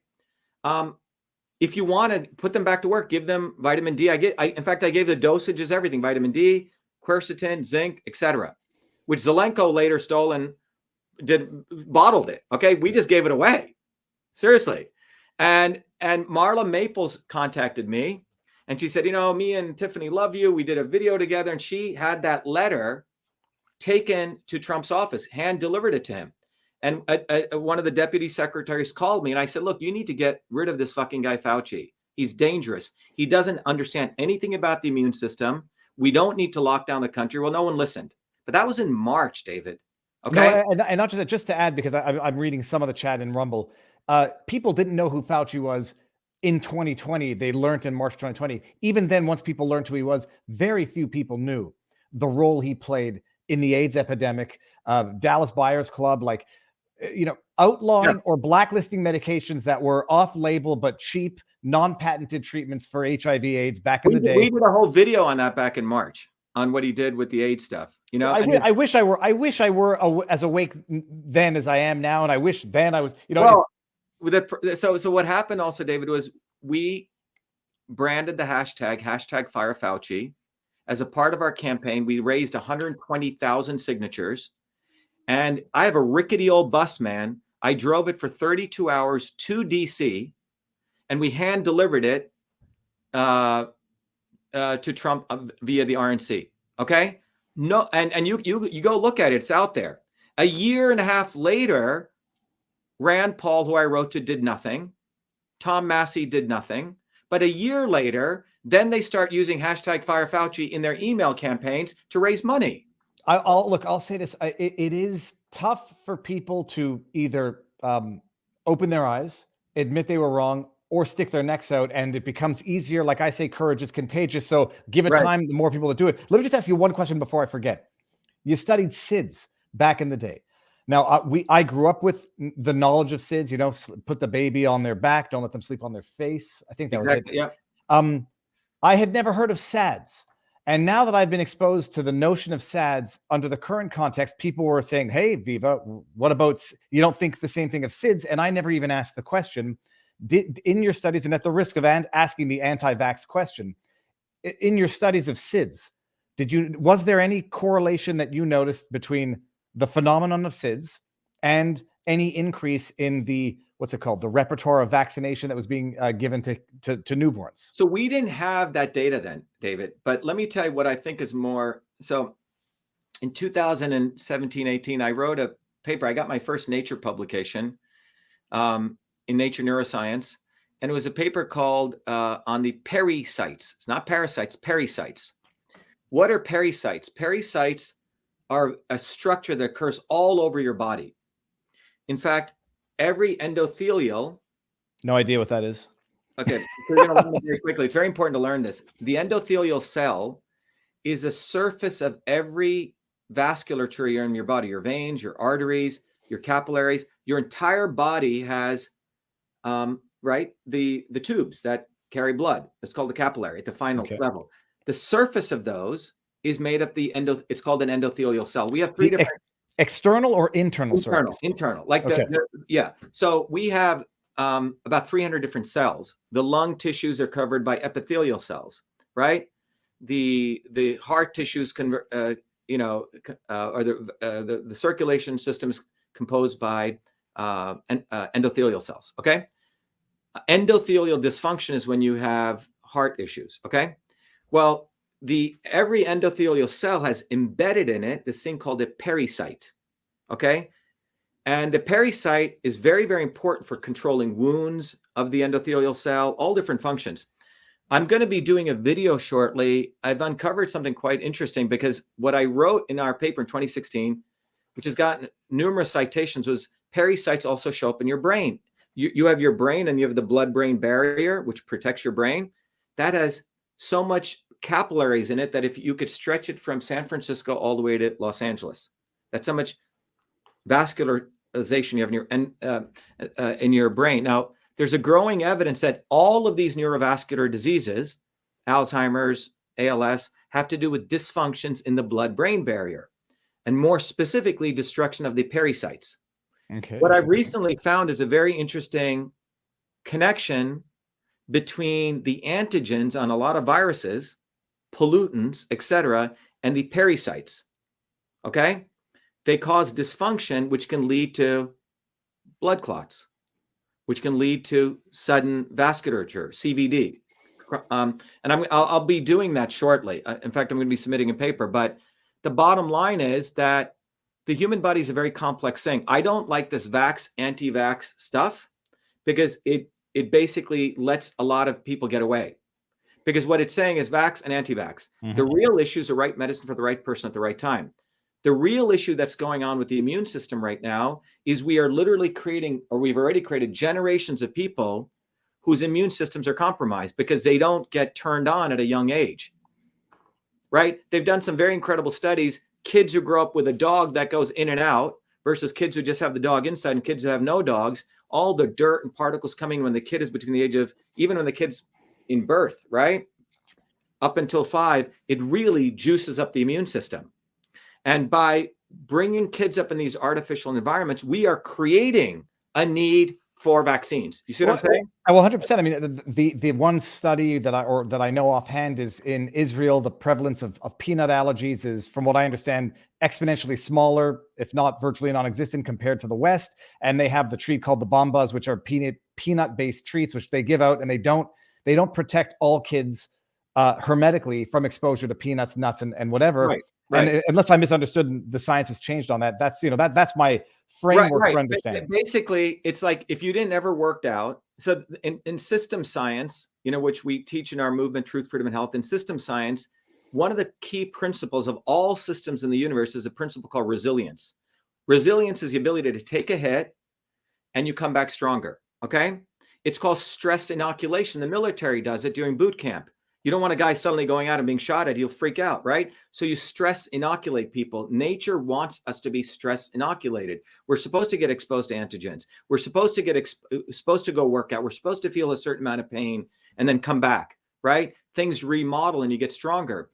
Kids are supposed to be exposed to people's faces and have human interactions. That's how they learn to, socially connect with other human beings. We're supposed to be utilizing these systems. So when we artificially do this and like isolate people, we are literally, so that's the real issue. So the public health issue is not vax, anti-vax. A lot of people are making money off that. The real dialogue is natural immunity. How are we going to do that? Now that leads to some very important public health issues, right? Far different than in the midst of this pandemic. By the way, in 2020, we ran the first mask conference where I had written a paper showing what happens using cytosol at the molecular systems level. When you cover up the face, we had mapped out with the Harvard School, dentistry school, we had mapped out all the molecular pathways in the mouth and the microbiome. And we had conclusively shown that when you cover with the mask, you affect the pH of the mouth, particularly with kids. And you are changing the microbiome in the mouth. And when you change the microbiome in the mouth, it goes around to the body and to the heart. Everything. In fact, for kids, the microbiome it's plastic. Meaning it's remodeling. So you're going to affect that kid's life for 20 years down. And not only did we do that, David, I would say the reason that the mask mandates stopped was because of the paper that we got out all over the country, for that matter, the world. And what we did with that paper was we had that paper. Then we taught parents how to go to school board meetings with our paper, pass out the paper, and then send legal notices, putting them on notice, saying, now you know that harm could be caused and I could sue you in your personal capacity. So we integrated, the activism, the science, and the health together. But yeah, so so what I do with Cytosol full time is now we've helped many, many companies who want to formulate natural products companies figure out what the right combinations are. 2 years ago, we had built so many amazing mathematical models. I said, what about if we take every bioflavonoid in nature and we look at pain and inflammation, and we discover 2 very interesting bioflavonoids which have an amazing effect on pain and inflammation. In fact, we got the first US patent on this a couple of weeks ago, and we wrote a very important paper on this. I just have to stop you. You just said bioflavonoids. Yeah. Okay. I'm just thinking of Professor Frick from The Simpsons who says flavin all the time. And now I think we may have discovered the origins of that. Sorry. So flavonoids or something else. Yeah. But bioflavonoids. Okay. And you got it. Okay. And actually, okay, sorry, go ahead. I have one more question. I mean, going back to the invention of email is an invention, so these dirtbags on the internet who don't want to accept this, they get into this nerdly, oh, is it an invention or not? Yeah, it's an invention. You could start patenting software in 1994. Copyright was away. You can patent stuff, right?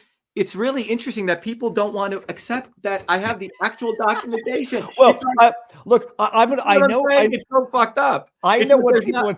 I know what issue people are taking with this, and I'll get to it afterwards because I think, look, people might say that you seem angry as though that's a flaw. I think you've seen how people get screwed under the system, and whether or not it's made you hypersensitive or more observant to the corruption of the system. That's a separate takeaway. But just get back to the one thing: the face mask, increased pH level of the mouth. Have we noticed yet increased cavities, for example, in kids that were wearing face masks? So there's been doctors who've noticed during this period of mask, the number of cavities, the number of mouth issues went up by 50%. And it's quite well documented. Okay, this makes me very angry because in Canada, we had to move because these mandates were not coming down anytime soon in Canada. Your alternatives were finding schools that didn't impose them. And I was never really call me ignorant, and maybe I'm wrong. I was never convinced by the carbon dioxide argument, but I was not dumb to the idea of constant humidity over your face. Even the kids were talking about, they call it mask mouth? Maskne. Acne under the mask. Yes, that's a different issue. But the other interesting thing is this part of most mammals' face has the highest density of thermoreceptors, meaning it's a very sensitive part of your whole face, right? Because, as animals, you use this. You watch dogs, right? They're using that to sniff out. And we use that so this whole area is very important part of the face. But we showed, and we ran a conference on this in 2020.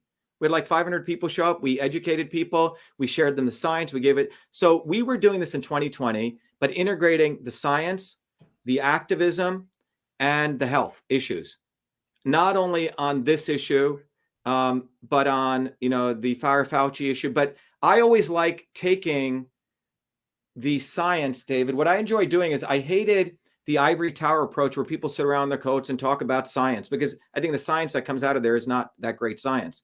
But I believe the greatest shit occurs when you take stuff in science and you translate it to human beings as fast as possible, and you get on the ground and you get your fellow human beings involved, because then you iterate and you learn more things.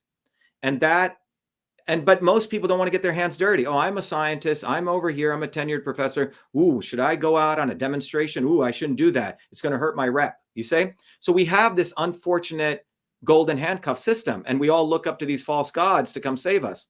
Be it a celebrity, be it this, be it that. So yeah, I have a serious disdain of those people, because to me it reminds me of the caste system, right? Well, it's exactly what some people are in the chat are saying, and I've seen criticism elsewhere that you're fixated on race and you view things through a race perspective. Not a race perspective, a caste perspective. And that's why my response early on when you were talking about your experience with being accused of having not invented email, it's not a race. It is, you're coming from a background, a trauma, I'll call it a history of trauma of the caste system, and you view that mutatis mutandis. Well, I don't know. Well, you can go into the archaeology, but then you can look at the actual facts. We have a caste system in the United States. Do you know how many inventions are created by go look at forget my story. Everyone should go study the story of Philo Farnsworth. It's very similar. Okay.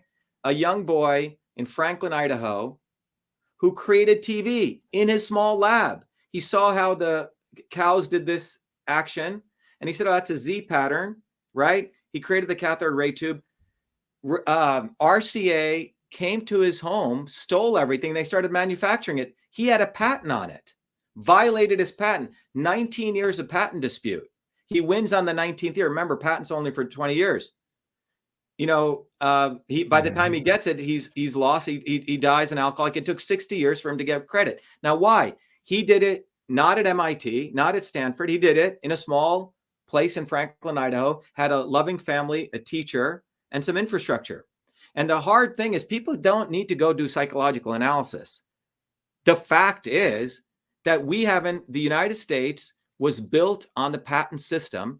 30,000 companies over the last, 20 years in the United States produced $2 trillion to the annual GDP, all small inventors.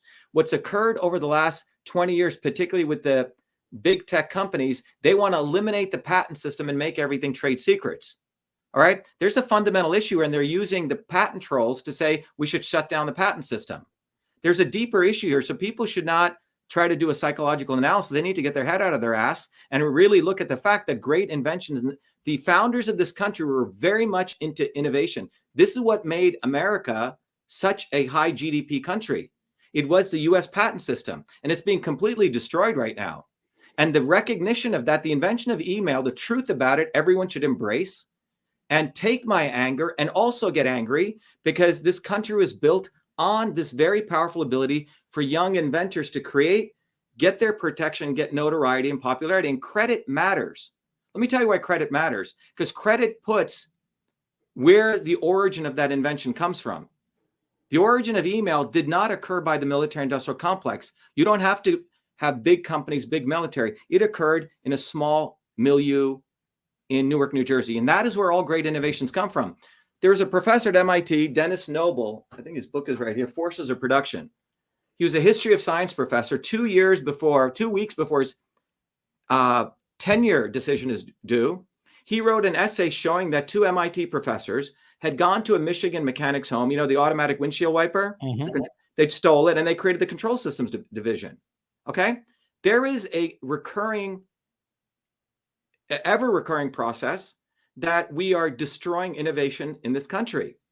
Look, and by the way, wherever they create these centers of innovation, the new model is like genetically engineered foods. You're going to genetically engineer innovation. We're going to put $5 billion in Kendall Square and all these nerds will hang out together and boom, you're going to get the next Google. When I would argue, take $5,000 and put it in a place like Newark, New Jersey, give it to a kid, and you're going to have better inventions. So we've consolidated innovation into small centers and thinking you centralize innovation and then boom, you get one Google or one Facebook and you should be so happy. And this is a fucked up VC model. The VCs basically take pension fund money and they're a bunch of dweebs who just put randomly into 100 companies coming out of Silicon Valley. They all help each other, get them customers, and they create these bogus companies. So we've really lost this grounds up innovation, David. That's why the invention of email is an important story. And the reason that you see all this vitriol is because they follow the money, because it goes at the fact that if I can support, imagine 20,000 kids with $5,000 to innovate all sorts of wild shit, that destroys the entire VC and private equity models. So people should follow the money and recognize that innovation can occur anytime, any place by anybody. You don't need to go to MIT. Now, the problem they have with a guy like me is I've gone to MIT and I've had my successes, but I never forgot that innovation occurs before MIT. I didn't need to go here. You see? So I have that loyalty to that realm of where real innovation comes from. And the other piece of this, David, is that what is innovation and invention? Ultimately, it's an expression of the human spirit. If you believe in any sense of divinity of the human being, that's where this comes from. And when you say, oh, after you go to MIT, then you get to be a nerd and you look like a nerd and be like a nerd, then you get to invent, you're basically diminishing you're essentially narrowing what it means to be a human being to this very limited bandwidth. And that's what this is really about. Well, now that you mentioned follow the money, that's the segue into the bulk of the story, or at least what I thought was going to be the bulk of the story. Yeah. Your lawsuit, the discovery earlier on of what we now are seeing in plain sight with these congressional hearings. Your lawsuit, not against Twitter, although it eventually entailed Twitter, but against the government. And it starts with you deciding to run for office. So you've been, now everybody watching knows you've been something of an activist, certainly an intellectual, PhD, inventor, American success story. And you decide you're a glutton for punishment. You're going to run for office. Yeah. So first, to roll back the story, on 2017, there's a woman in Massachusetts. Her name is Elizabeth Warren. Some people know her. Oh, yes. So I decided to run against her, and I said, well, you always have all these lawyers coming out of Harvard who get to be senators. Why not, a scientist or inventor? So our campaign slogan was a very powerful one. It was a very funny one. And it was called Only the Real Indian Can Defeat the Fake Indian. Okay. Mm-hmm. And I should go get you you want to see one of the magnets we made? I think we have to see that now. Yes. Oh, hold on 1 second. Okay? Go for it. And while everyone says that, I forget, Ninja, you told me the rants function, that plugin would allow me to see the rants. I'm going to Rumble and I click on it and the rant stats are empty and I didn't screen grab them. This is why neuroses is a good thing. The one time I don't do it, it screws up. Let me see what's going on in the chat here. Anyhow, this was okay. I'm reading some of the chats in response to the real Indian. It takes a real Indian to beat a fake Indian. Yeah. So we had these magnets made. Okay. I don't know if you can see this. Oh yeah. Only the real Indian can defeat the fake Indian. Okay. Now it was a great slogan. I think it was probably a great ad campaign. Okay. We had it. A bunch of students got us a school bus, and we had this huge sign on there. I mean, massive, David. Okay. And I own my own building in Cambridge. which is on one of the biggest streets in Cambridge. 50,000 cars go by. And everyone, all the Cambridge liberals had to see that sign every day. Okay. Now, what they do, it gets interesting. Someone complains to the city of Cambridge, and they say that I have to remove that sign off my building. All right. The sign is not on my building. It's on my bus, which is parked in my parking lot. You're referring to a bus. Is it an actual, like a Westphalia type bus? No, or it's a huge school bus. Okay. So we bought it, we painted it red, white, and blue, and we put these huge signs on both sides. Only the real Indian can defeat the fake Indian. And the bus is what, like 100 feet by 20. So it's massive, right? So obviously, I'm sure Elizabeth Warren complained, right? So we get a letter in the mail saying, you're going to be fined $300 a day if you don't remove that sign. So I sue them pro se in federal court. I say this is violation of the First Amendment, right? And let's take it on, right? City of Cambridge drops a lawsuit. We win. Okay, it was great. All right. We sent Elizabeth Warren a DNA test kit. Okay, we said, take the DNA test. The idiot returns the test kit. So I said, I'm so saddened to see that Elizabeth Warren, you can find it on Twitter. It's funny, right? But we had a lot of fun, right? You know, Senator Warren returned my nice gift. It went viral all over the internet. All these guys had me on because at that time I was like, they thought me as a Republican, right? Attacking a left winger, right? Little did they know that I'm not left or right. Okay. So what ended up happening was in Massachusetts, a Republican Party is one with the Democrat Party. They don't even offer an opposite. No one thinks they can beat Elizabeth Warren, but I actually want to beat her. So they didn't even want me running. So they kept me, essentially they forced me off the Republican because they have a state convention where insiders decide who's going to be on the ballot. So I decided to run as an independent. We got all the signatures to get on the ballot. You have to get 20,000 signatures. And Elizabeth Warren and the Republicans colluded to keep me off the debate stage. I had to file another lawsuit. Okay. It was called viewpoint discrimination. So the whole thing was one struggle, right? In 2020, again, you know, we decide to run, you know, we got about 150,000 votes with zero budget, but you couldn't leave Massachusetts, David, without seeing 8-foot by 10-foot signs of this everywhere. Because people are buying that off a website. So it's not like you're not purchasing them and handing them out. People are purchasing them. People buy this off a website, but then we had these big signs printed. People also put them everywhere. You can go on the internet, you'll find them. It was a movement because people, and it wasn't really against Warren's issue of race. It was really against her lack of integrity. That's what this was about. And I think people are realizing, like, the woman gets into Harvard, and you can see later on it was shown that she's used the Native American thing to get in there.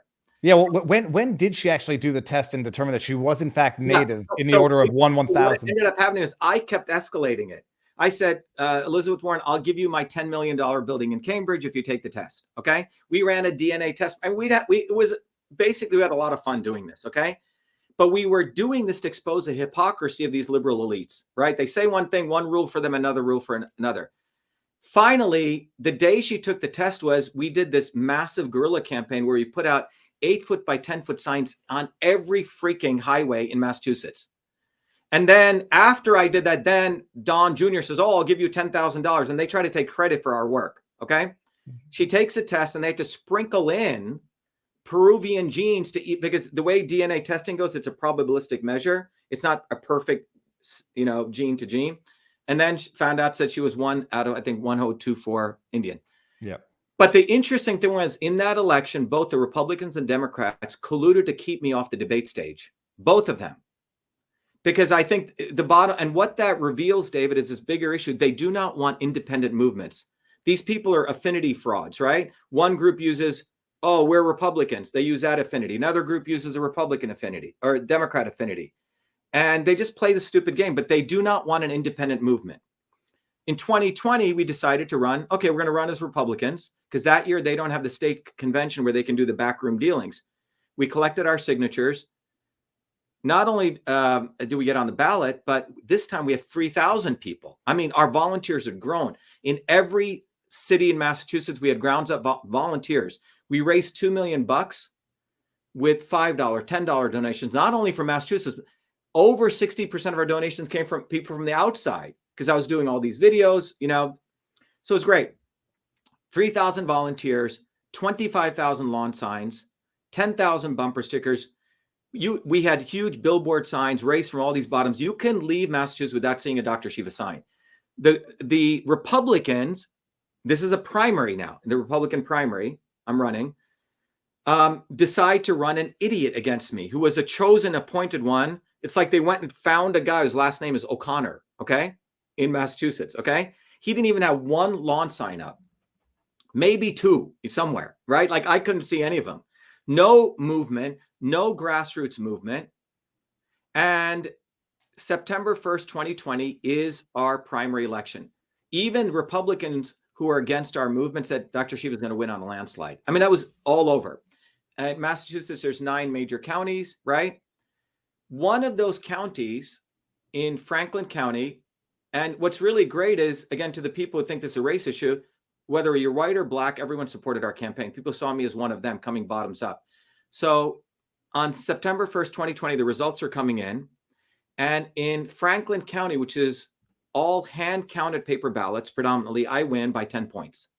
In every other county, which is all machine-counted votes, 60-40, 60-40, 60-40, 60-40, 60-40. And you got to understand, David, days before this, number of people in our campaign were saying, oh, Shiva, the only way you can lose is if they commit election fraud. I go, that doesn't take place in the United States. Like, you know what I mean? It was, even though, you know, I think about things, I'm critical, I never thought that would occur. Like that was seen as some wacky idea. So when the results come in and I see this difference, I said, holy shit, this doesn't make any sense. Because this guy was nowhere. So that next day, I had to put on my hat now as an engineer, as a scientist, and I learned everything I could do, David. I read everything for the next few days on election systems. And I found out that on the machines, when, you know, the ballot paper goes through, you know, when you fill out your ballot and you put it through, what happens is the paper is read by scanners on the machine. First it's scanned and a digital image is created. So the digital image is a picture of that ballot. And then artificial intelligence software on that machine searches for the dots and it's determining the votes. All right. Let me stop you there. With this system, you put the paper ballot down, it scans it, creates an image of the ballot. What do you do with the original ballot afterwards? They save it. Okay. They save it. But you put it through a little. Yes. Okay. But by the way, on those machines, there is an exception. If it's a write-in candidate, then those are done by hand. Okay, because they can't read it by the machine. All right. But anything else, the machine analyzes the ballot image. All right, and then determines the votes. And so the ballot, so what is actually being counted is not the original paper ballot, but it's the ballot image. You follow? Yep, absolutely. All right. And according, as I studied this, I found out there was a law passed by a Democrat majority 50 years ago, which was 52 USC 20701, which encouraged audits because, you know, a lot of black people were being screwed, right? So people said, hey, we got to be able to audit elections. It was seen as a positive thing to audit elections. It's a good thing, right? You're keeping democracy alive and robust. So 52 USC 20701 says all data in connection with a federal election, states for state elections can do what they want, must be preserved for 22 months. So as I discovered this, I went with 2 of my volunteers with a camera to the Secretary of State's office with my FOIA requests. And I submitted my FOIA request. I said, that was on September 9th. I said, I would like the ballot images. I want to review them. So the guy behind the counter said, we don't save those images. I think we deleted those. Anyway, I send my email. Also, I sent my email request as a FOIA, what's called a public records request, and they have 10 days to respond, okay, to that public records request. Well, they didn't respond. By the 22nd, they should have responded. So I sent another email. The Secretary of State's chief legal counsel, a woman called Michelle Tassinari, very important name to remember, she writes back and says, basically, we don't have to save those images according to law. I go, can you show me the law? My email. Doesn't even answer the question, says, I'm going to send you some PDFs, manuals of the machines. They're completely irrelevant. I write back, I said, you violated federal law. I said, this election is null and void. You're supposed to save the ballot images. So I have now these 4 emails, 2 from me, 2 from her. I take those 4 emails, David, and I go on Twitter and I tweet them out because it's a threaded tweet. Because each image, I said, Secretary of State's office deleted 1 million ballots - ballot images violating federal law. Okay.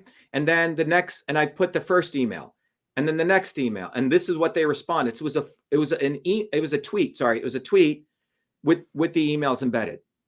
Boom. On September 25th, I've never been thrown off Twitter since 2000. And the primaries are done already. Like this guy beat you in the primaries. September 6th, but we had moved our campaign to a write-in campaign. People are so pissed. So I'm still a U.S. Senate bona fide candidate, but now running as a bona fide write-in candidate. Okay. So we got screwed. We're running as a write-in candidate. So I'm still a bona fide candidate. So, and I'm still on Twitter tweeting away. But when that went out, within 24 hours, I'm thrown off Twitter. Okay. One of these fake fact-checking organizations. Do you remember which one? If you name them, I remember. Well, you got USA Today, you got Snopes, you got PolitiFact, you got USA. Let me see if the chat's going to get any more. Yeah, it's up. I forget which one it is. It's a God. It's the guy. I remember this guy's face because I called him up and we did a Zoom with him. Oh, then you got Reuters. I mean, there's so many. No. This was one of these Facebook fact-checking organizations puts out a thing saying Dr. Shiva is lying. Look how clever they are. Millions of ballots were not deleted. Yep. Wordsmiths of the devil, Dr. Shiva is what I call them. Not the word images, right? I said ballot images. And then they did something very in my favor. They said, we called up the Secretary of State's office and they told us they had contacted Twitter. I said, wait a minute. The government contacts Twitter, okay, to throw me off. I didn't know enough about election law, but I knew something about the First Amendment. I searched day and night to try to find a lawyer who would sue them on violation of the First Amendment. This is like political speech is the most protected speech of the First Amendment, right? I should be able to say whatever I want, as vile as the comments can be against a king, right? Or against a senator, or against. So I wasn't even saying anything vile. I was just exposing their malfeasance. They didn't give you an explanation, like you disclose someone's email address, private information. No. By the way, this is a public official. The email address is right on the website. No, but that's what I mean. I'm just asking if they gave you an explanation. No, it said I think election misinformation or something. Okay, fine. Okay, I forget what it was. Okay, and they forced me to delete those tweets and threw me off. Okay, so I couldn't find a lawyer. So I said I'm going to do it myself. Let me stop you there. Why couldn't you find a lawyer? That's one question I have to ask.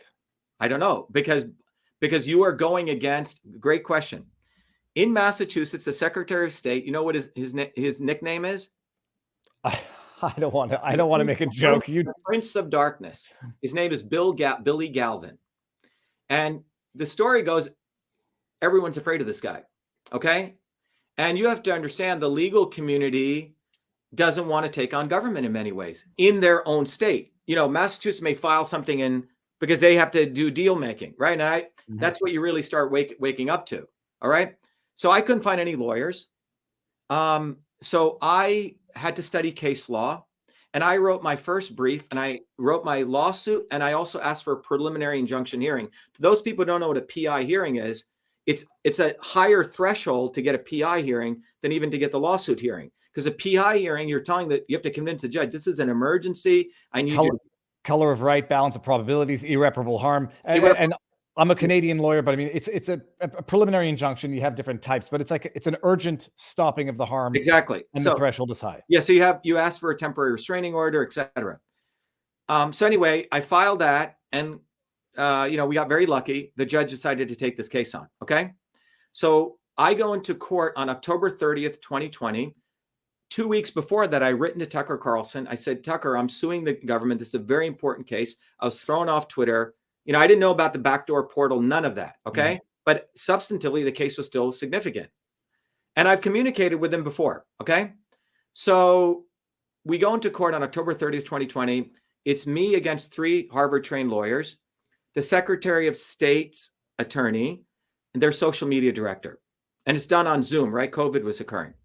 And by the way, everyone can verify every statement I'm saying. It's in transcripts. We cross-examine at one point the social media director, and the judge says, I don't know a lot about Twitter, so walk me through the process, what you did when you saw this tweet. She goes, well, we were very alarmed that he was saying this misinformation. She goes, what did you do? Oh, she goes, we reported it to Twitter. And he goes, how did you do that? He goes, oh, we have this thing called a Twitter partner support portal. And he goes, what's that? He goes, oh, it gives us VIP access to Twitter.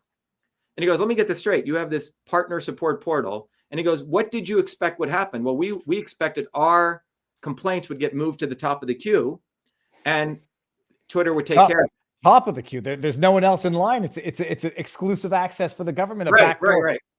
So the judge is listening to all this. He goes, I'm sitting under the statue of Louis, the painting of Louis Brandeis, who's one of the preeminent scholars for constitutional law. And he said, I don't know if you know this, but we live in essentially America. I'm paraphrasing his stuff, right? And I still believe the First Amendment is important. And then he says, what happened when his tweet was taken down? He goes, well, we were relieved. Okay. We were relieved. And they said that multiple times. So, and the judge turns to me and he goes, are you still off Twitter? I go, yeah. He goes, are you running for office? I go, yeah. So he basically gives us all the terms of the TRO. And he orders the Secretary of State, you will no longer contact Twitter. If you have any problems with Dr. Shiva between now and the end of the election, you will tweet against his tweet. Did you, TRO, for those who may have temporary restraining order, did he issued this verbally? Did he issue a written? It's written. You can see it on the website. The orders are there. And so that's October 30th. So we've discovered that the government has a backdoor portal into Twitter. How long is that TRO to remain in effect for? Up until election day ends, okay. November 4th. Okay. Okay. All right. And then the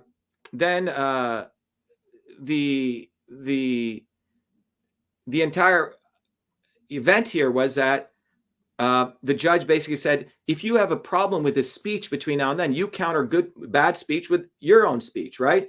He goes, did you ever think about doing that? Oh, no, we never come to our mind to do that. Because they have government also has First Amendment rights, right? But they cannot contact someone to subjugate their speech, which is that'll be on the merits as to whether or not, I mean, on the temporary restraining order, prima facie, and then let it be determined on the merits. Right. But you're suing the government and not Twitter. So it's not as though you're saying you stop contacting Twitter, not tell Twitter to put me back on. Yeah, no, we weren't. Yeah, so we weren't. So we weren't asking for that. We were suing government in their personal capacity for interfering, right? For essentially violating the First Amendment. It was state action. That's what we were arguing. Did the order get you back on Twitter, or were you? Because the judge said you will not communicate with them, right? Yeah. Because we thought Twitter was going to put me on imminently, right? What ends up happening is I don't get put back on Twitter until November 4th. Okay. After the election's over. So I lose 36 days. You have to understand, Twitter was my platform. David, if anyone goes and looks at my tweets, I would do a tweet, even though I only had about 250,000 followers, which is pretty good. I would get 30,000 retweets. I had massive engagement. All right.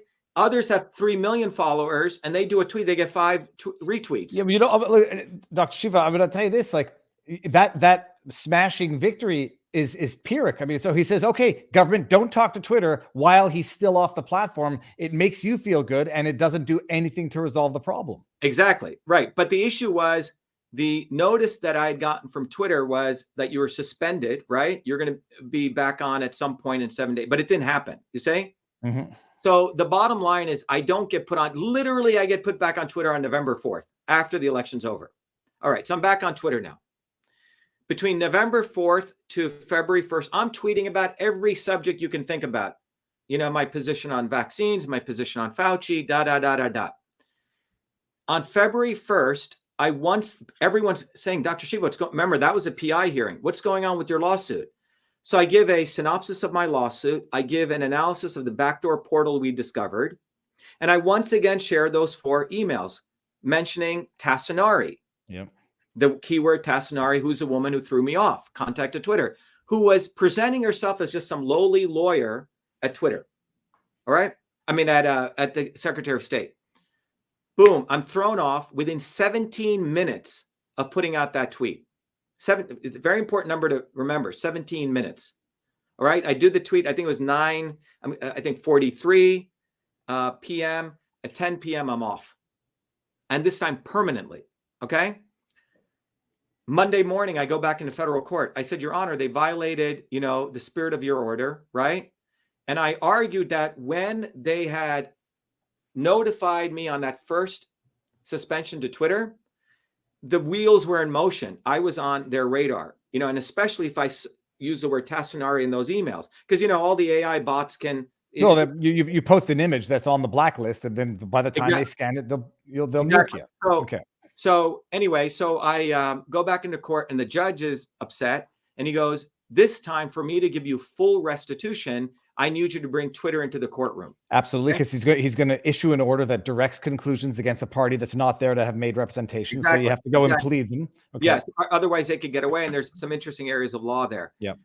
I had to prove, certain things called the Blum test, and I had to learn a lot of case law. By the way, in the first lawsuit, in the first part in the TRO, I successfully analyzed the Blum test, which has to do with state action. Mm-hmm. And the district attorney is a Harvard-trained guy. He was fumbling around, and it's very funny to watch. And it was a good pat on my back. The judge says, he goes, "This guy isn't a lawyer, and he has argued the Blum test perfectly, and you haven't done anything." He goes, "Did you even prepare for any of this?"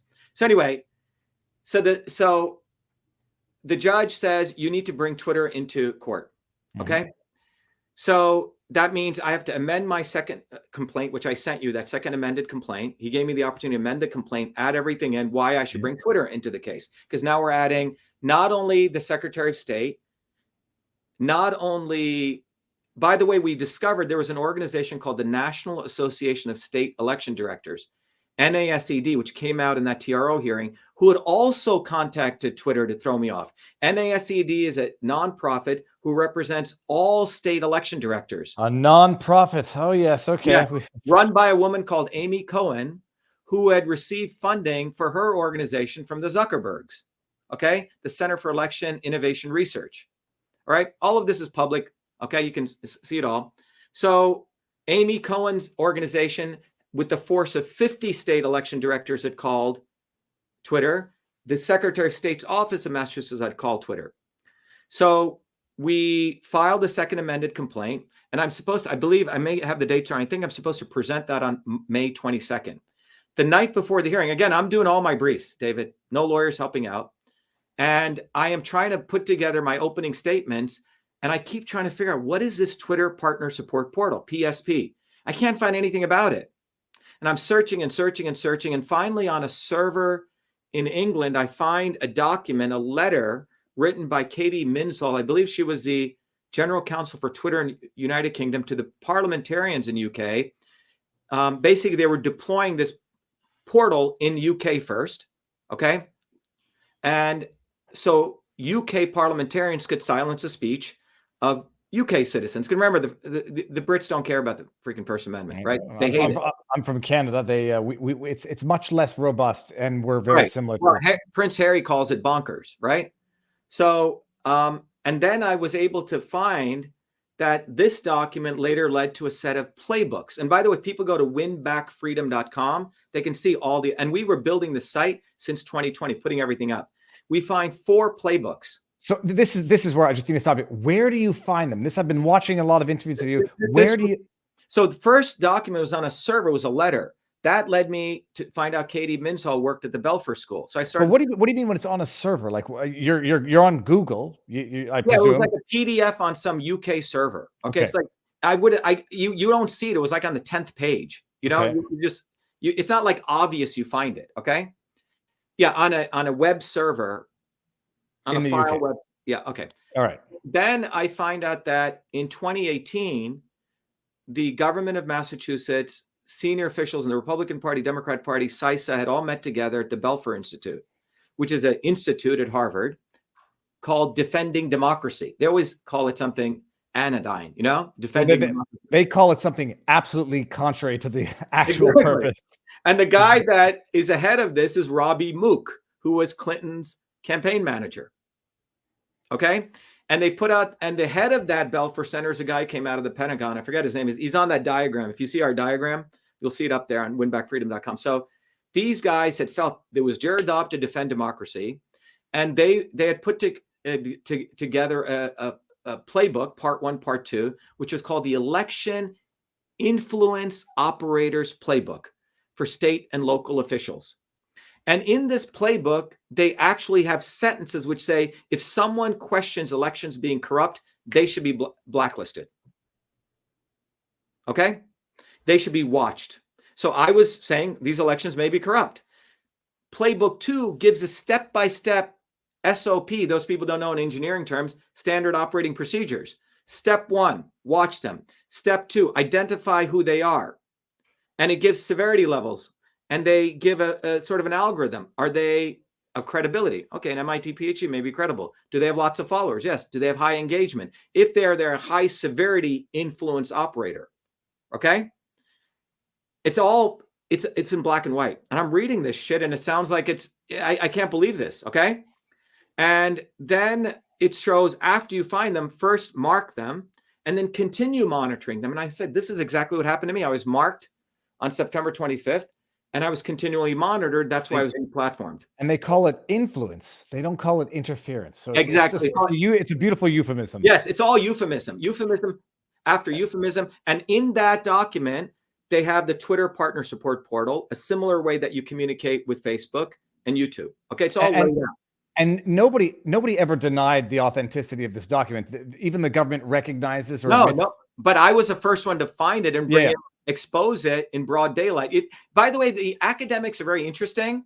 They will write shit over here, but and they think they've done their noble duty, but they won't become activists and take it out to the public, right? Because they want to have their cake and eat it too. Oh, I exposed that back. I talked about it, right?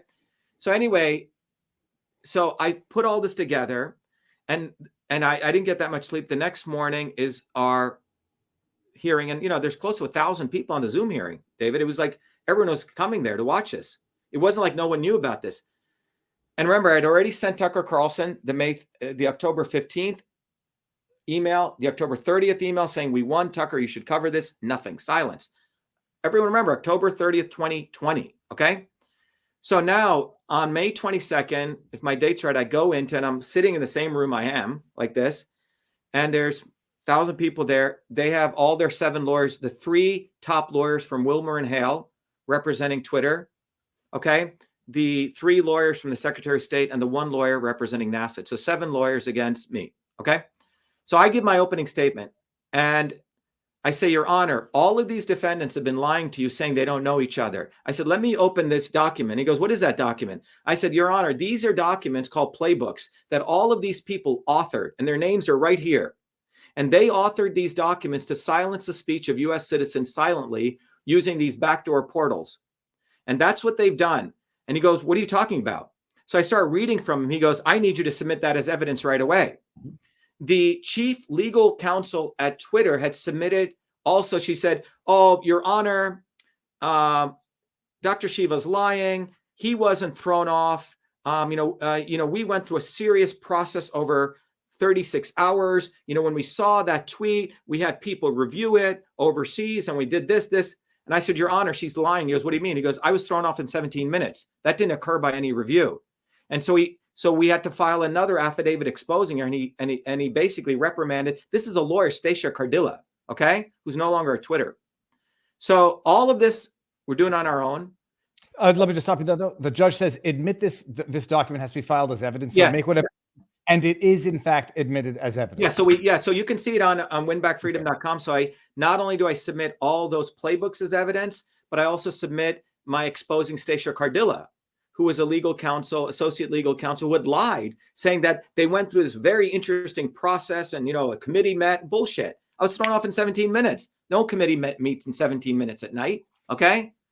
And that same day when I was thrown off, I found a conference proceeding where Stacia Cardilla was at the same cocktail dinner with the Secretary of State of Massachusetts legal counsel.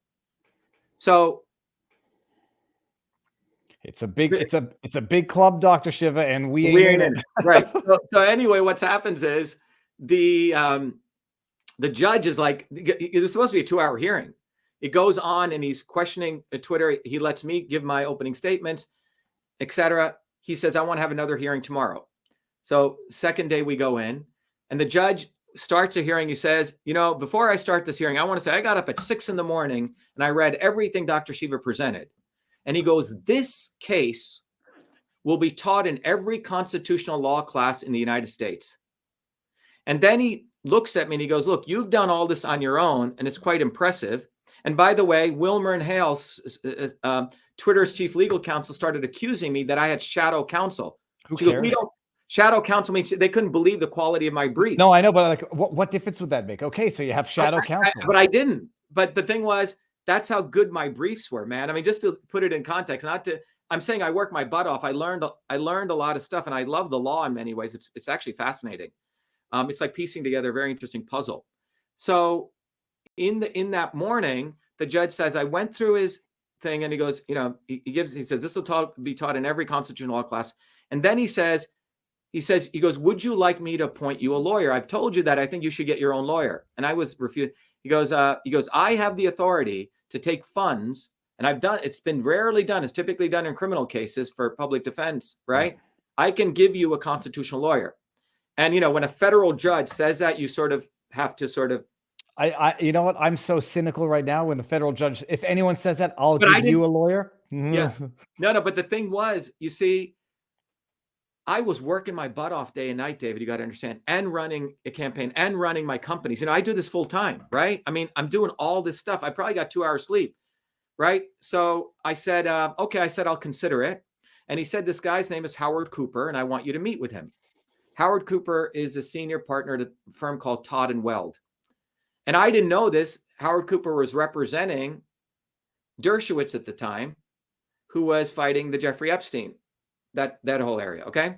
So anyway, I take Todd & Weld, and the goal was that Cooper was going to take my briefs and brief them even better so it could survive appellate review, right? Yeah.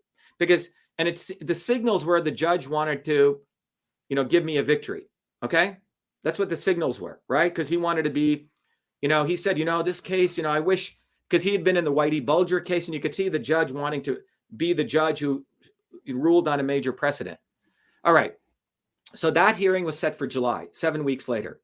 So during that time, keep calling Cooper. I said, Cooper, have you done the memorandum of law? In my lawsuit, everyone should understand, all the viewers, I wasn't just looking to go back on Twitter like Berenson was, okay? I wanted to hold these individuals accountable in their personal capacity, David. And you have to overcome qualified immunity. Well, I was going to say, you might be going after a prize that you're not going to ever get anywhere. Right. But I had the predicates and the statutes for it. Okay. And Cooper, I presume the punchline of this is going to be Cooper is going to say, I'm not doing that, or you're not going to succeed. Well, what happened was we had, but the judge, the goal was he should brief it up. In fact, the judge said, Howard will help you brief. It was never drop any claims, right? Mm-hmm. That was never in the discussion. So as weeks go by, 3 days before everything's due, Cooper had frankly done nothing. Okay. Nothing. And I said, who's paying him? I'm paying him. You're paying Cooper. Yes. And not discount, just to try to understand. A discounted rate. Okay. Yeah. A discounted rate. May I ask what that discounted rate is in the States? Or we're talking like $500 an hour? I think it was like $300 for, these guys charge $800 an hour. Right. Yeah. So anyway, 3 days before, he says, you know what? It's basically my way or the highway. You have to drop. You should be lucky to get back on Twitter. You'll make history. This lawsuit will go down in history. But you should drop all the claims against them. I said, Howard, you don't even want to try. You don't even want, qualified immunity, because I had the predicates and people have won. So anyway, he didn't think I was going to fire him. I said, Howard, you're fired. So in 3 days, David, I had to do all those briefs. So you fire him and you don't ask for an extension for the hearing because you. No, I did ask for an extension. So we typically, so I fired him and I found a lawyer that I knew to help me. Because remember, the judge's order was have a lawyer and bring this guy in, but he was on vacation. And typically lawyers are congenial to other lawyers, right? Typically. So he calls up the other counsel and goes, look, I need an extension. Okay. And the other lawyers are saying, oh, Howard was such a great lawyer. Why did you get rid of him? He was so great. I'm like, the defendant's lawyers are praising my lawyer. And so they wouldn't give us an extension. Mm-hmm. So in 3 days, I had to do the work of 7 weeks. Okay. Got it done. Okay. Memorandum of law, this, that. It was like no sleep. Go into court. And the judge knew we'd fired Cooper. it was like day and night. Everything had flipped. The judge who was so supportive of me, like, why did you fire Cooper? The defendant's attorney, why did he fire Cooper? It was going into a pit of vipers, David. If you see, they don't allow you to tape those things, but the Zoom hearing. And overnight, I was basically being lynched, like as though I had done something wrong. We have every right to get rid of a lawyer. They should have given an extension. And they start gloating against me. And I said, Your Honor, I said, this has nothing to do with my lawyer. The issue is that these defendants' attorneys are happy because they think they want to distract from the facts that they were involved in creating the government censorship infrastructure against every U.S. citizen. I bring it back on point. Mm-hmm. And then the judge then says, I'm going to seal your lawsuit. Because what had occurred, David, was what I forgot to mention in June of that month, 3 weeks before, and everyone should look this up. It's on our website. Stanford University, I actually have it here. Oh, here it is. Yeah. Stanford University had, it's not here. Stanford University had published the Long Fuse Report, which was a 300-page report, which was analyzing, like academics, post-mortem, what had occurred. And that report listed me as one of the 6 super spreaders on the internet. Oh, a super spreader of disinformation. Super spreader of quote unquote disinformation. Yeah, okay. And they said that I was using a technique, which I wasn't even using, where I would do a tweet and I would send it to a YouTube long form video. And they said this was a very powerful technique, and they had ranked me as the same influence as Trump in their analysis. You should go see it. Okay. I want to see if I'm on it. I was sending tweets to long. I'm joking, but no, you should. So anyway, the Long Fuse Report confirmed everything in the playbooks, but more importantly, the Long Fuse Report gave us the details of all the parties, and that led, David, to me creating this. Let me show it to you. This is up on our website. We created this massive diagram, okay, of all the players. Okay, every player who's involved, from Tassinari up here to the entire CISA board and how they created these playbooks and the backdoor portals. Okay. This was included in my lawsuit. Got it? Yep. The judge did not want this getting out. Okay. So he seals my lawsuit and he orders me, and he's screaming at me, you will only file a lawsuit, pointing his fingers, with only one amended complaint for injunctive relief to just get back on Twitter. He didn't want me to do anything else. It was like, it felt like it was like a pit of vipers, man, that I'd stepped into. And I think what these guys wanted was, to be on Martha's Vineyard, toast their martinis. Oh, didn't we protect the First Amendment? We let that guy back on Twitter and everything's fine. So what I did was, and I was then also going to be, Rule 11. Okay. Sued also. Okay. They wanted to take this whole thing to another, the whole case flipped. So what I did was I wanted this information to get out, more importantly, and I didn't want to drop my claims against the government, the individuals also. So I did what the judge ordered. I filed the lawsuit with that one claim so I could get all this information in there, David, because I wanted the public to see this, and then filed it. And then walked away. Okay? Because I didn't want to give them their freaking little victory of saying they defended the Constitution and I was their little house slave that they used. You see what I'm saying? I didn't want that. And now to the end point of the story is that I'm going after the federal government right now. And I'm going to do it pro se because that's when it worked better. So in that process to sue the federal government, which is DHS and CISA, you have to give them 6 months notice, which we did. And in 90 days, we'll be filing that suit. But that's the background, man. So all of this was done in October 30th, 2020. And imagine if these quote unquote conservative media people had covered this back then in October of 2020. We found the portal, the back door that was used to silence a Republican U.S. Senate candidate. But the problem is, Republicans here in Massachusetts colluded with the Democrats, you say? And I wasn't part of the club. When you say I'm not part of the club, I'm not part of the Republican club either. So the most important thing I think comes out of this is that the discoveries that we made are highly relevant. In fact, one of the congresswomen took portions. By the way, people steal portions of this diagram, but they leave out very important processes. When you look at that diagram, David, you'll see the government officials who were involved left and right to create this back-end portal. But you'll also find out that the back-end portal is buffered by a nonprofit called the Center for Internet Security, which runs EIP, okay? And it runs this back-end portal infrastructure. So government goes through this NGO, and then the NGO sends a portal. So government can say, oh, we didn't do anything. So it gives them that deniability. So it's laundering censorship. Well, guess who built the Center for Internet Security or funded a large portion of it? Okay. I'm going to have Zuckerberg or Pierre Omidyar. It gets worse. Pierre Omidyar, the billionaire who funded The Intercept, founded it. So if you look, everyone should go do a little bit of research on Omidyar. He's the one who started eBay. He bought PayPal from Musk et al. And he's freaking everywhere. It's just open public information. And he starts all these institutions with, again, these anodyne terms. Oh, The Intercept. We're gonna, we do investigative journalism. Well, he's right here in this diagram, man.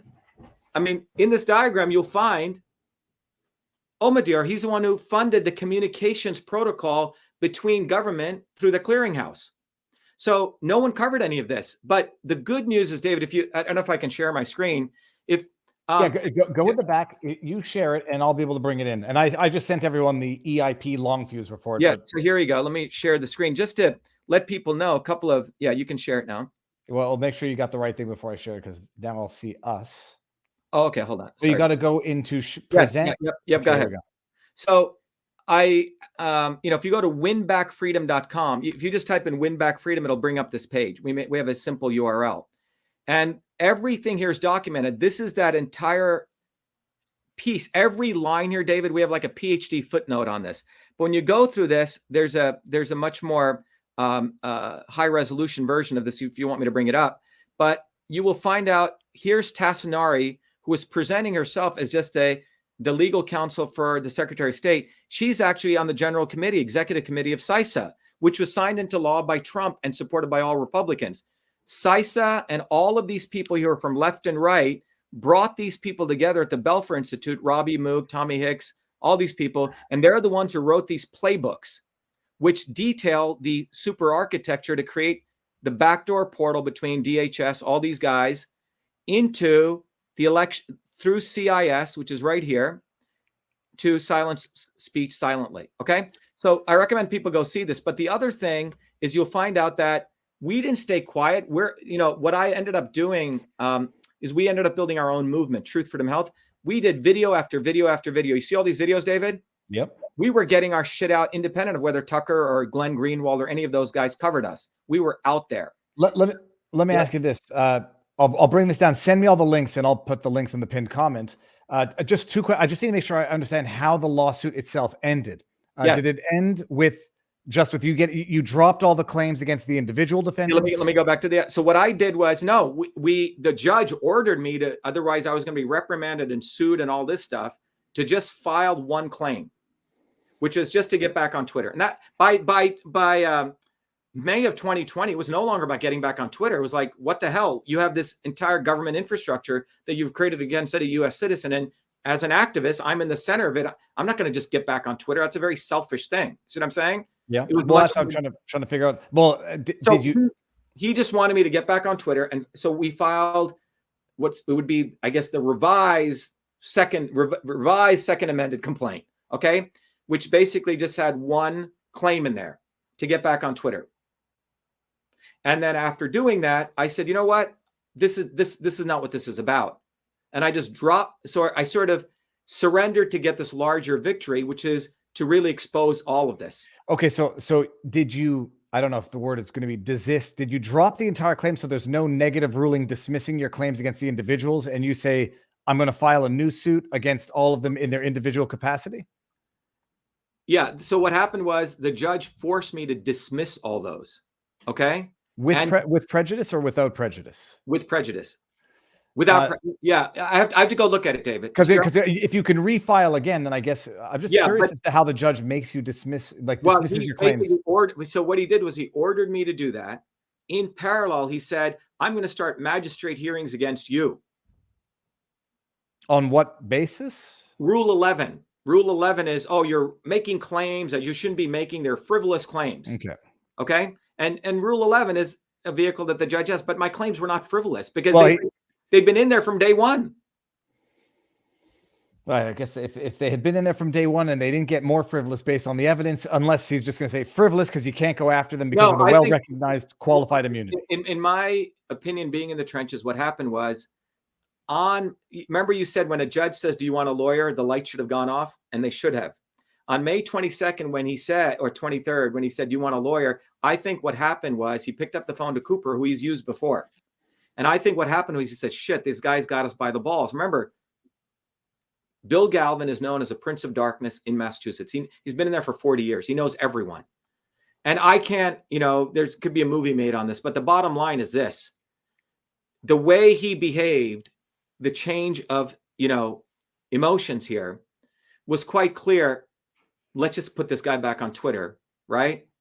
And that's it. Let's just get him off and let Twitter can deplatform him later again. And we can say the state didn't do it. Mm-hmm. That was, I think, what the strategy was. But to me, when I found all this stuff, it's no longer about getting back on Twitter. It's this entire backdoor portal. It's the entire government censorship infrastructure. And these people were part of it. I have all the evidence. You should go read my RICO predicates. I've had other people read it. They go, wow, you can overcome. You can make a good shot. And any lawyer worth their salt would have at least fought for it. Not just said, oh, I don't want to do it. So that's what happened. And what you're seeing now is everything I discovered then, 2 years later, what happens? On October 28th, if we go back to this site, by the way, I want to just walk people through, if I can, David, this site here. David, are you there? Go. Yeah, I'm here. I think your internet's getting glitchy. Yeah. Oh, it is? Hold on. Yeah, it's okay. unless can you see I me? don't think it's okay. Yeah, I can see you now. I don't think it's on my end. Yeah. So what I've added, so if people go to winbackfreedom.com, the first part of it, you can go click on the first link and it'll take you to all the lawsuit. Every brief is here, David. Just want to guide people, okay? All the lawsuit, the long fuse report, all the playbooks, everything's up here. Every brief that I filed in federal courts here, David. You see that? Hold on, I'll bring it up. Let me get the window. Oh no, you got to go present. Oh, I thought I did present. Sorry. No, I think I may have removed it from the stream. Okay, sorry. So let me present again here. All right. So let me share here. All right. I see. So yeah, there you go. Okay. Okay. So when people go to winbackfreedom.com, you'll find out that the first link here, David, says link to Dr. Shiva's lawsuit, and this will take you to all the briefs. So everything's up here. We've been fully transparent. Okay. All the final brief, everything's up here. The other thing that we also did was more recently, I decided to go after the government itself, and I wanted it. The goal is to take it out of Massachusetts, right? Because I don't trust any of the judges here. And this is a lawsuit we just started. There's a video here against CISA and DHS because these are the guys who created this domestic censorship infrastructure. And then more recently, I also added this section, which is about the Intercept and DHS leaks. Do you remember this, David? About October, November, early November, big breaking news, DHS leaks. Do you remember that? Trying to think of, no, I don't remember that offhand. Okay. So these two Intercept guys says, oh my God, we discovered this backdoor portal. Okay. The DHS is involved. Well, Intercept claims they're this investigative news organization. The problem is, if you look at Pierre Omidyar, he's the one who funded the Intercept, but he's also funded this infrastructure. It's all in black and white. He's funded the Center for Internet Security. So here's Pierre Omidyar. He funded this Center for Internet Security. And one of the things we wanted to show people was so the Intercept drops this article on October 30th. On October 29th, Musk announced the sale of Twitter. Okay. I'm not on Twitter still up until that point, David. Remember, I've been deplatformed until very recently, until December. And I said, Elon Musk has not put Dr. Shiva on Twitter. I said, the infrastructure still exists, right, to silence speech. And I tell them about this. The day after this, suddenly the Intercept drops the story, but they leave out a critical part of their story that Omidyar, who's a funder and funder of their company, is the one who funded the Center for Internet Security, which is the one who does the laundering of censorship. You can look at the infrastructure. The JIRA stuff that woman showed comes out of here. So the other thing I pointed out here, and I want people to walk through, is because I want people to have recognized that when they did this, I was wondering, what is it that they were doing? Because they didn't release the whole story. They wanted to make people feel, oh my God, isn't it amazing? The Intercept is breaking the news. And I said, this is so fucked up, because we had exposed the entire truth about the entire censorship infrastructure. They only released just one little piece of our diagram, David. And what I learned was there's a process that the intelligence community uses called the limited hangout. So they conceal and delay the story, which is what they did. Then they plagiarize it, misattribute it. They hijack it. They put out a little piece of it, and then it gets amplified. Half-truths by proxies who conceal the truth. And you can see this. This is an intelligence agency technique. All right. So in our case, after we did this, the Intercept puts out their story, and you can read about what a limited hangout is. It came out during the Nixon administration. The Nixon administration knew that they were going to get nailed on Watergate, so they did a manicured version of the story to, manipulate people. Now, it's amazing because you have different terms for it than I did. But when I was describing how the Canadian media and the Canadian government was responding to the convoy, and at first it was outright denial, and then it was admitting that a convoy existed, but redirected to the convoy that wasn't the main convoy, something in British Columbia, a local convoy. Then demonizing, then admitting. After having demonized, so you got all the same steps, to some extent. It's this process. So I had, from a system standpoint, as an engineer, I was very curious about this because I was thinking, holy shit, right? This is exactly what they did, and they want to attribute as though the Intercept is some great organization doing investigative journalism. Now, the other piece of this is what I haven't shared, and I want to talk more, is independent of with everything that's happened. We created a global movement called Truth, Freedom, and Health. We trained people on systems processes, on science, on engineering, all of this, but we kept going. David, you see this? We did video after video after video after video. So we got this out to close to 200 million people when I counted all the views. Mm-hmm. And this is a problem that Tucker Carlson and all these conservative grifters have, because we got our story freaking out there and people started having respect for us independent of these, right? So the real journalists like myself were deplatformed and called conspiracy theorists, while the Intercept and their colleagues who proliferate half-truths are called investigative journalists. It's so this is, if you look at Pierre Omidyar, the guy's everywhere. Okay. And this is not me. This is done by one of the other organizations. It's a beautiful diagram. It looks like a living organism, a cell. Yes. But the ACLU, who my attorney was on the board of, knew about this. They did nothing. But when the Intercept story starts, boom, they amplify it. Okay. They put it out everywhere. Okay. Oh my God, this is horrible. Okay. Glenn Green, Tucker Carlson, here's my email to him on October 20th. Here's my email to him on October 30th. Here's my email to him on May 14th. Okay. All of these Tucker got, and he did nothing. Same with Green. And by the way, when he interviewed 2 years later, Lee Fang at the Intercept, look what he says. He goes, this seems like a really important story, which is for some reason being ignored. Are you fucking serious? You ignored the story, Tucker. Well, here I'll give Tucker the benefit of the doubt and presume, he may have been in touch with you, but maybe it slipped under the radar. And to people out there who I know are saying, Dr. Shiva, this is all you want is the credit, and that's what you're angry about. Now I'm sort of understanding, because that was sort of one of my initial reflexes as well. Now we should talk about credit, because let's talk about credit, okay? Because it's a very important discussion to talk about credit. When I ask for credit, oh my God, you want credit, but Tucker Carlson show, Glenn Greenwald, every Hollywood person gets credit. Why is it people don't ask when other people take and steal people's credit and they're in the limelight? Why is it people have a problem giving credit to the person who actually did it? Let me tell you why credit matters. And the invention of email, I could have gotten credit back in it's a very important story because we're brought up to be humble Indians. Okay. Credit matters. And there are a whole class of people who fight tooth and fucking nail for credit.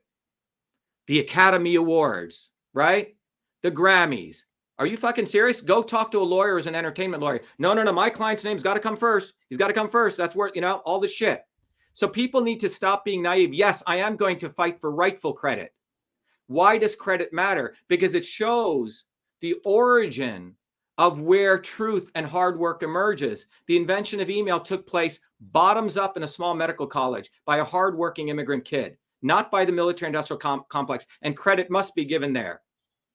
This event of discovering all this did not occur by Republicans, did not occur by Democrats. It occurred by an independent scientist, inventor, and a movement of 3,000 people in Massachusetts, bottoms up. Now, do you not want to give credit to that? Well, something's wrong with you.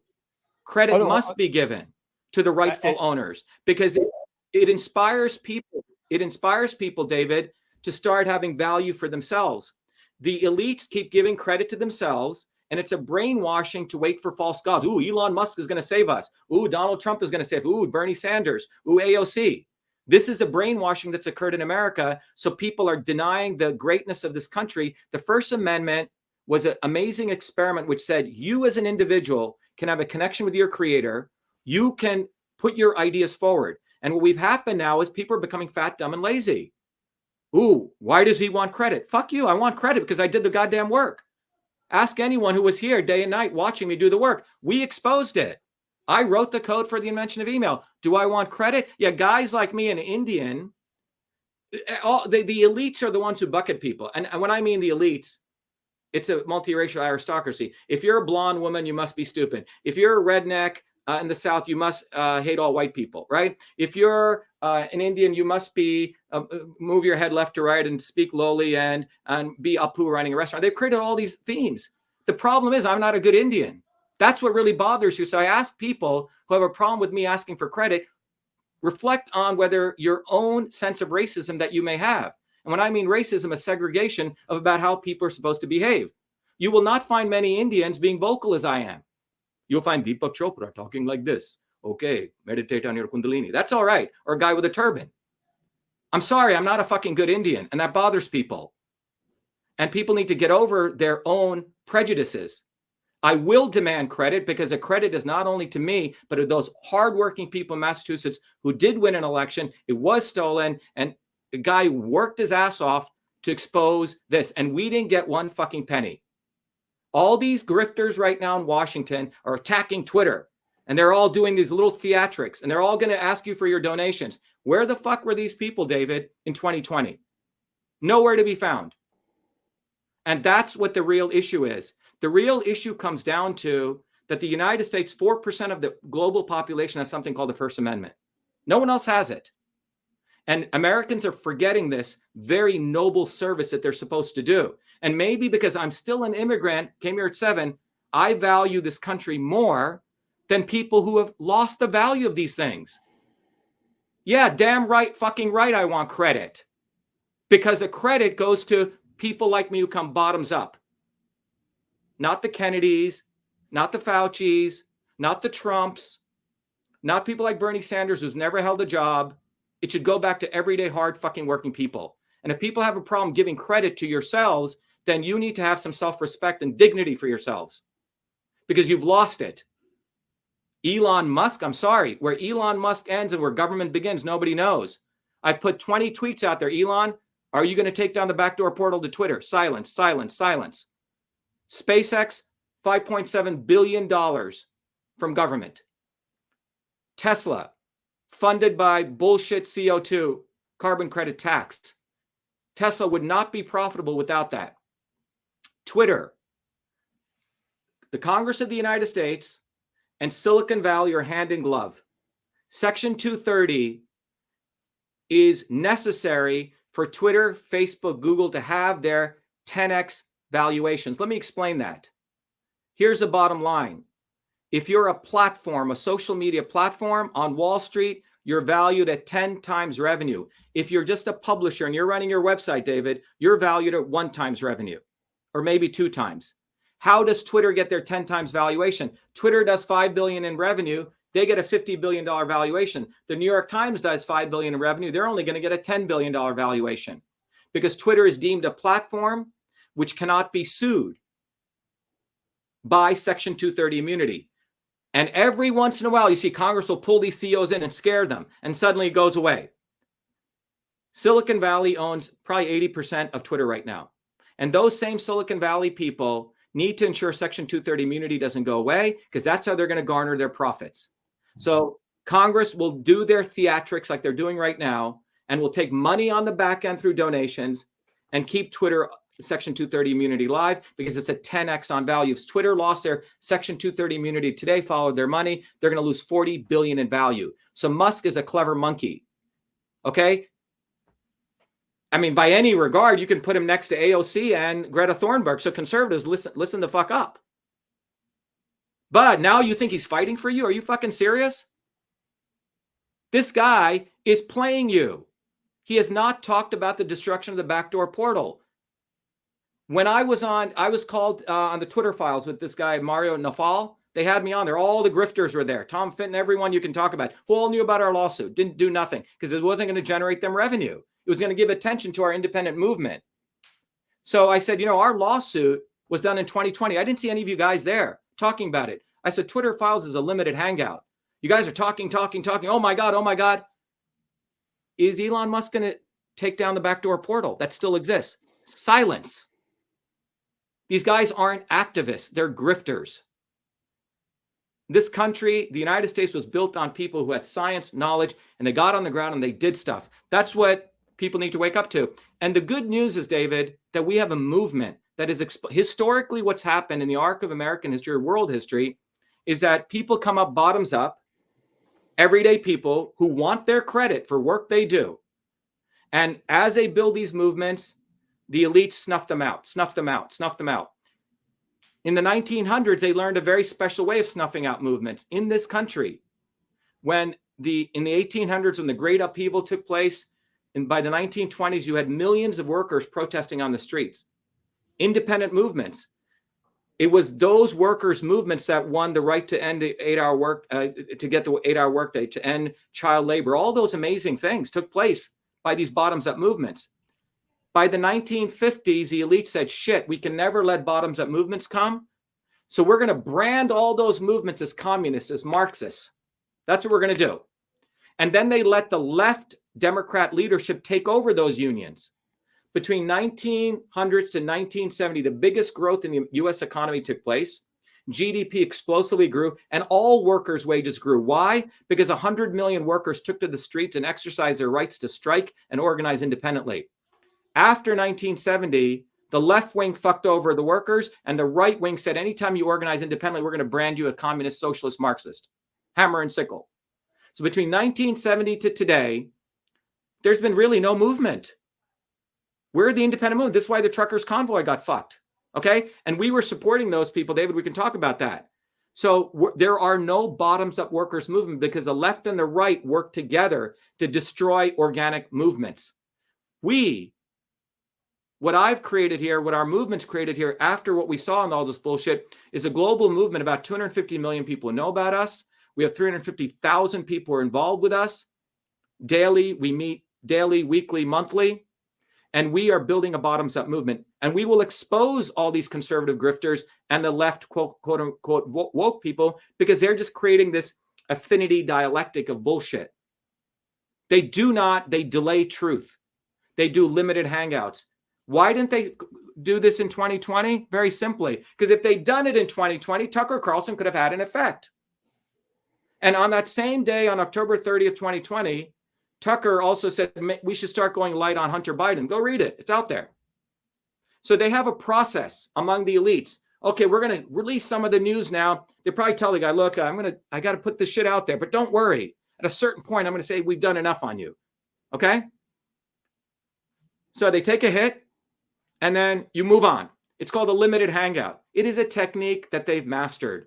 And that is what we want to teach people, David. We want to teach everyday people. They've gotten this down to a systemic process of manipulation. And the end goal of it is that you as an individual do not have self-respect for yourselves and do not cohesively work with your neighbors and build a bottoms-up movement, because that is the only thing that is ever shown in history to win anything. You know, in India, where I come from, I mean, I haven't been there in a while, but my dad told me that the low caste people, David, were told that they were dumb and they couldn't study. There was one guy who was an activist. He ended up becoming the chief minister of India, a guy called Kamraj, only had an 8th grade education. He said, the reason our people are fucking, you're saying they're stupid, is they don't have any protein in their diet. So he started the school lunch program. Within one generation, you see all these great people coming out. The bottom line is, when everyday people come bottoms up, we let go of the left and right. And that is why, let me just share with you, I want to talk about the solution. You know, as a systems guy, I don't want to just preach how horrible the world is, you know? Can you see this, David? Yep. So, you know, it took us, so we have a movement called Truth, Freedom, and Health. And it says, get educated or be enslaved. And we say, yeah, the guy invented email. And a lot of people hate to hear that. So we put it in their face. Yes, I did invent email. Has created a system. And what we do, David, is saying we have a global community of 360,000 people now. And we have everyday people's stories. You can, electricians, entrepreneurs, who go and they learn MIT level system science. And we have a history of winning. But the problem that we're solving, David, is this. There's a ton of information out there right now. But in the middle of all this information, it's not like people are getting healthier.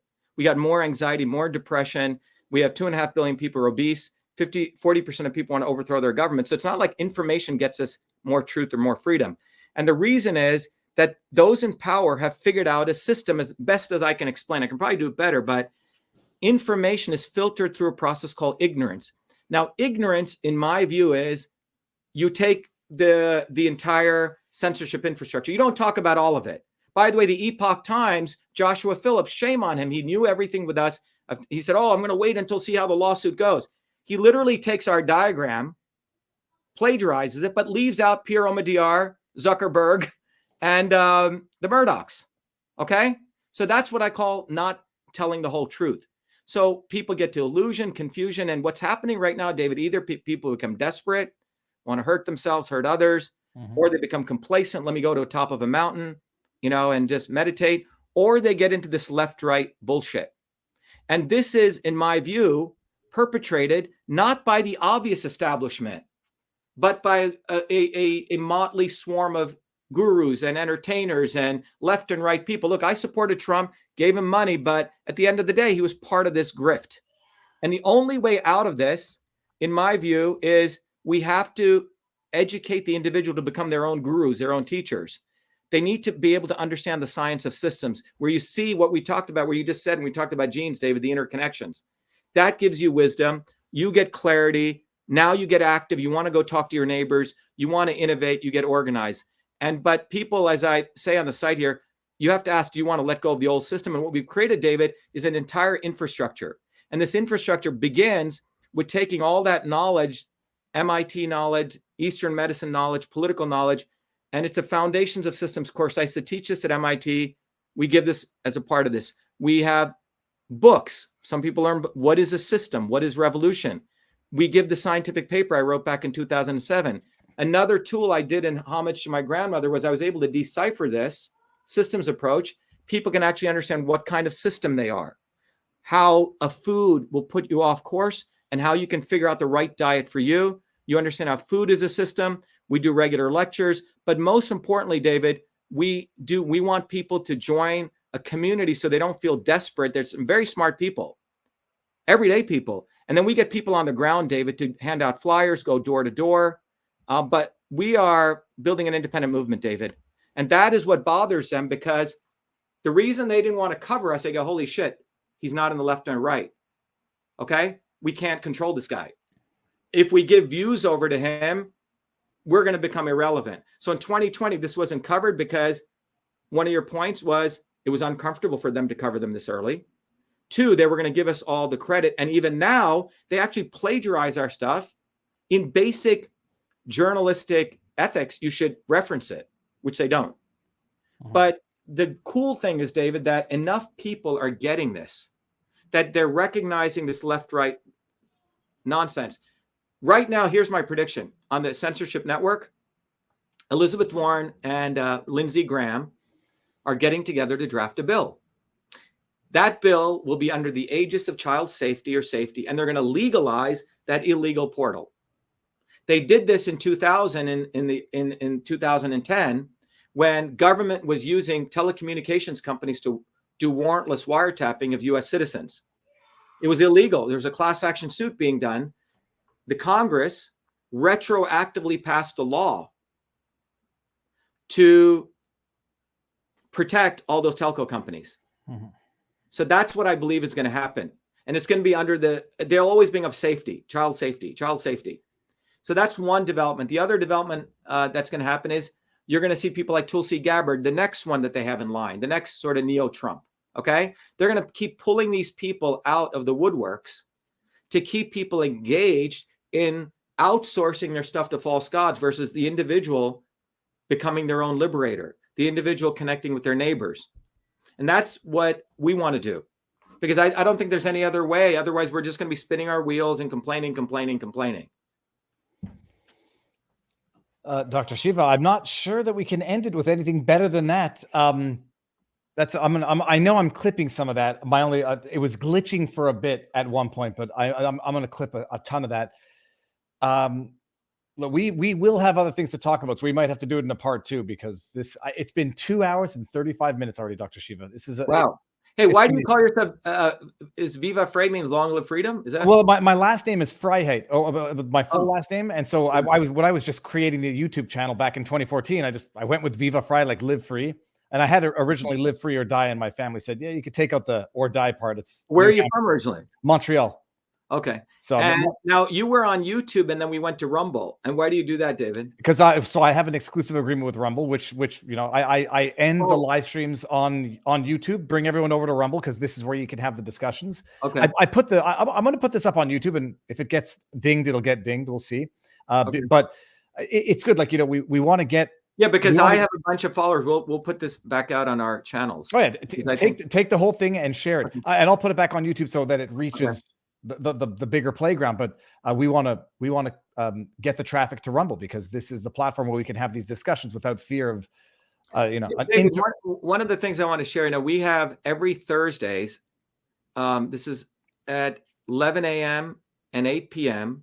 We do it for Europe and for here. We do these things called orientation. I'll send you some links, vashiva.com/orientation.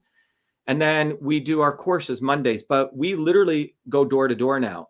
And when we go door to door, we're going to invite people to learn about natural immunity, learn about the scientific method, learn about how their body is a system. We want to teach people these skills, which you can't get anywhere. And I think that's where we're at. It's basically this level of ignorance everyday people are being put under. And because there's so much information, people are getting so confused or desperate. So that's one of the problems we want to solve. The other thing I want to mention to you is that it's probably a longer discussion. We can follow up on it, but you see, everything we see, you hear about AI, right? Some people think we're living in a simulation, right? All of this world of control is coming from the Newtonian model of being able to predict objects' movements, right? It's a deeper discussion. But in the last 400 years, we've been living in this world of Newtonian mechanics, which basically says that everything is predictable, right? So if everything becomes predictable, you get into a nihilist environment. You say, well, that means my future is predictable. People are collecting all this data on people. That means I could predict what David's going to buy tomorrow or do tomorrow, what ad to send him, and so on. And the predictability means you can take someone's consciousness and transport it into a robot, right? Like ChatGPT, which is, by the way, is basically as good as how it's trained, right? But when you really look at the true nature of science, which only got discovered in the late 1950s, most of nature is not predictable, mechanistic. It's actually unpredictable. Most of nature is unpredictable. And order actually comes out of disorder. And it's a very interesting concept, which is what most of science really is. But no one wants to talk about this, which means an individual's thoughts, how we do on an individual level, can have profound impact on a larger, chaotic systems. And so there's some very profound understandings that came out, and the guy who brought this up won the Nobel Prize in Physics in 1957. But most of the academics do not want to talk about this because they want a mechanistic description of the world. predictability, because then you're basically telling people that you're predictable. You're not a human being. So that's why we say truth, freedom, and health is really the opposition to power, profit, and control. And anyway, I think I'm done for this session. It was amazing. I'm looking at some of the comments. There were some rumble rants. I'll read those separately later. But Dr. Shiva, Okay. it's phenomenal. And you know the funny thing is, you've satisfied the one question I have, which was about the credit. I was more erring on the side of it's controlled disclosure of information. So it's not a question of denying the credit, but when you deny the original source, you can control the framing of the information as it has to come out because it can't be hidden forever.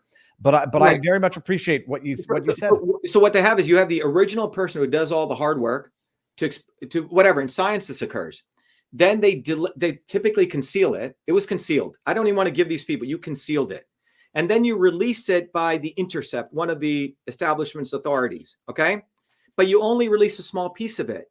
And the goal is a limited hangout technique is to make sure people just go away. And they trust Glenn Greenwald. They trust Tucker. They trust the ACLU. They did their job. Great. And then when that fails, because we attacked the Intercept, as I told you, I wrote to the Pulitzer Prize Committee, then they have to do the full unlimited hangout. And that's what Stephen Miller did. Okay, they had him say, oh my God, we discovered this portal, give me money. And then Trump says, oh my God, I can't believe this portal exists. I'll take it down when I become president. Again, paying homage to the false gods. But in this process, truth is delayed. And delayed truth is deadly. Delayed truth is how they manipulate it. I think I mentioned this to you when we spoke on the phone. A very interesting docudrama came out where they're interviewing the vice admiral of MI5's liaison to the media. And he says, we don't give a damn how much the public knows. Give them all the information. We only care when they get it. When. So all of you listening out there, go look at when Tucker Carlson starts talking about big tech censorship, when all these conservative grifters start talking about it, when. Because the when will lead you to who, the true source, why credit matters, and why the mattering of credit is directly related to your own liberation. And what is it in you that does not want to give credit to that 14-year-old kid who did invent email in Newark, New Jersey, and wants to give it to the military-industrial complex? Where does that reaction come from? Where does the reaction come from when I expose Tucker, when I expose these mainstream media who are supposed to be anti-establishment, that they didn't do their job in 2020? And I would argue that it comes from your own sense of not wanting to take power of your lives and not wanting to have the self-respect. And an American in 2023 better have that, because the tip of the spear of all the workers' movement is in this country. And when the First Amendment, which I believe has been decimated by now, when it's gone, India doesn't have the First Amendment. UK doesn't have the First Amendment. Australia doesn't have the First Amendment. We do. And so that's why this is so important for me, David. This is why I spent so much time, doing the lawsuit and doing this, because I know what happens when you can't have speech. As a scientist, if you can't have speech freedom, you can't do science. You don't get to truth. And if you can't do truth, you don't get health. And without health, you can't fight for any of these things. So these are all intimately connected. So when we say truth, freedom, and health, we don't put an ampersand. We say truth, freedom, health. They're all equal.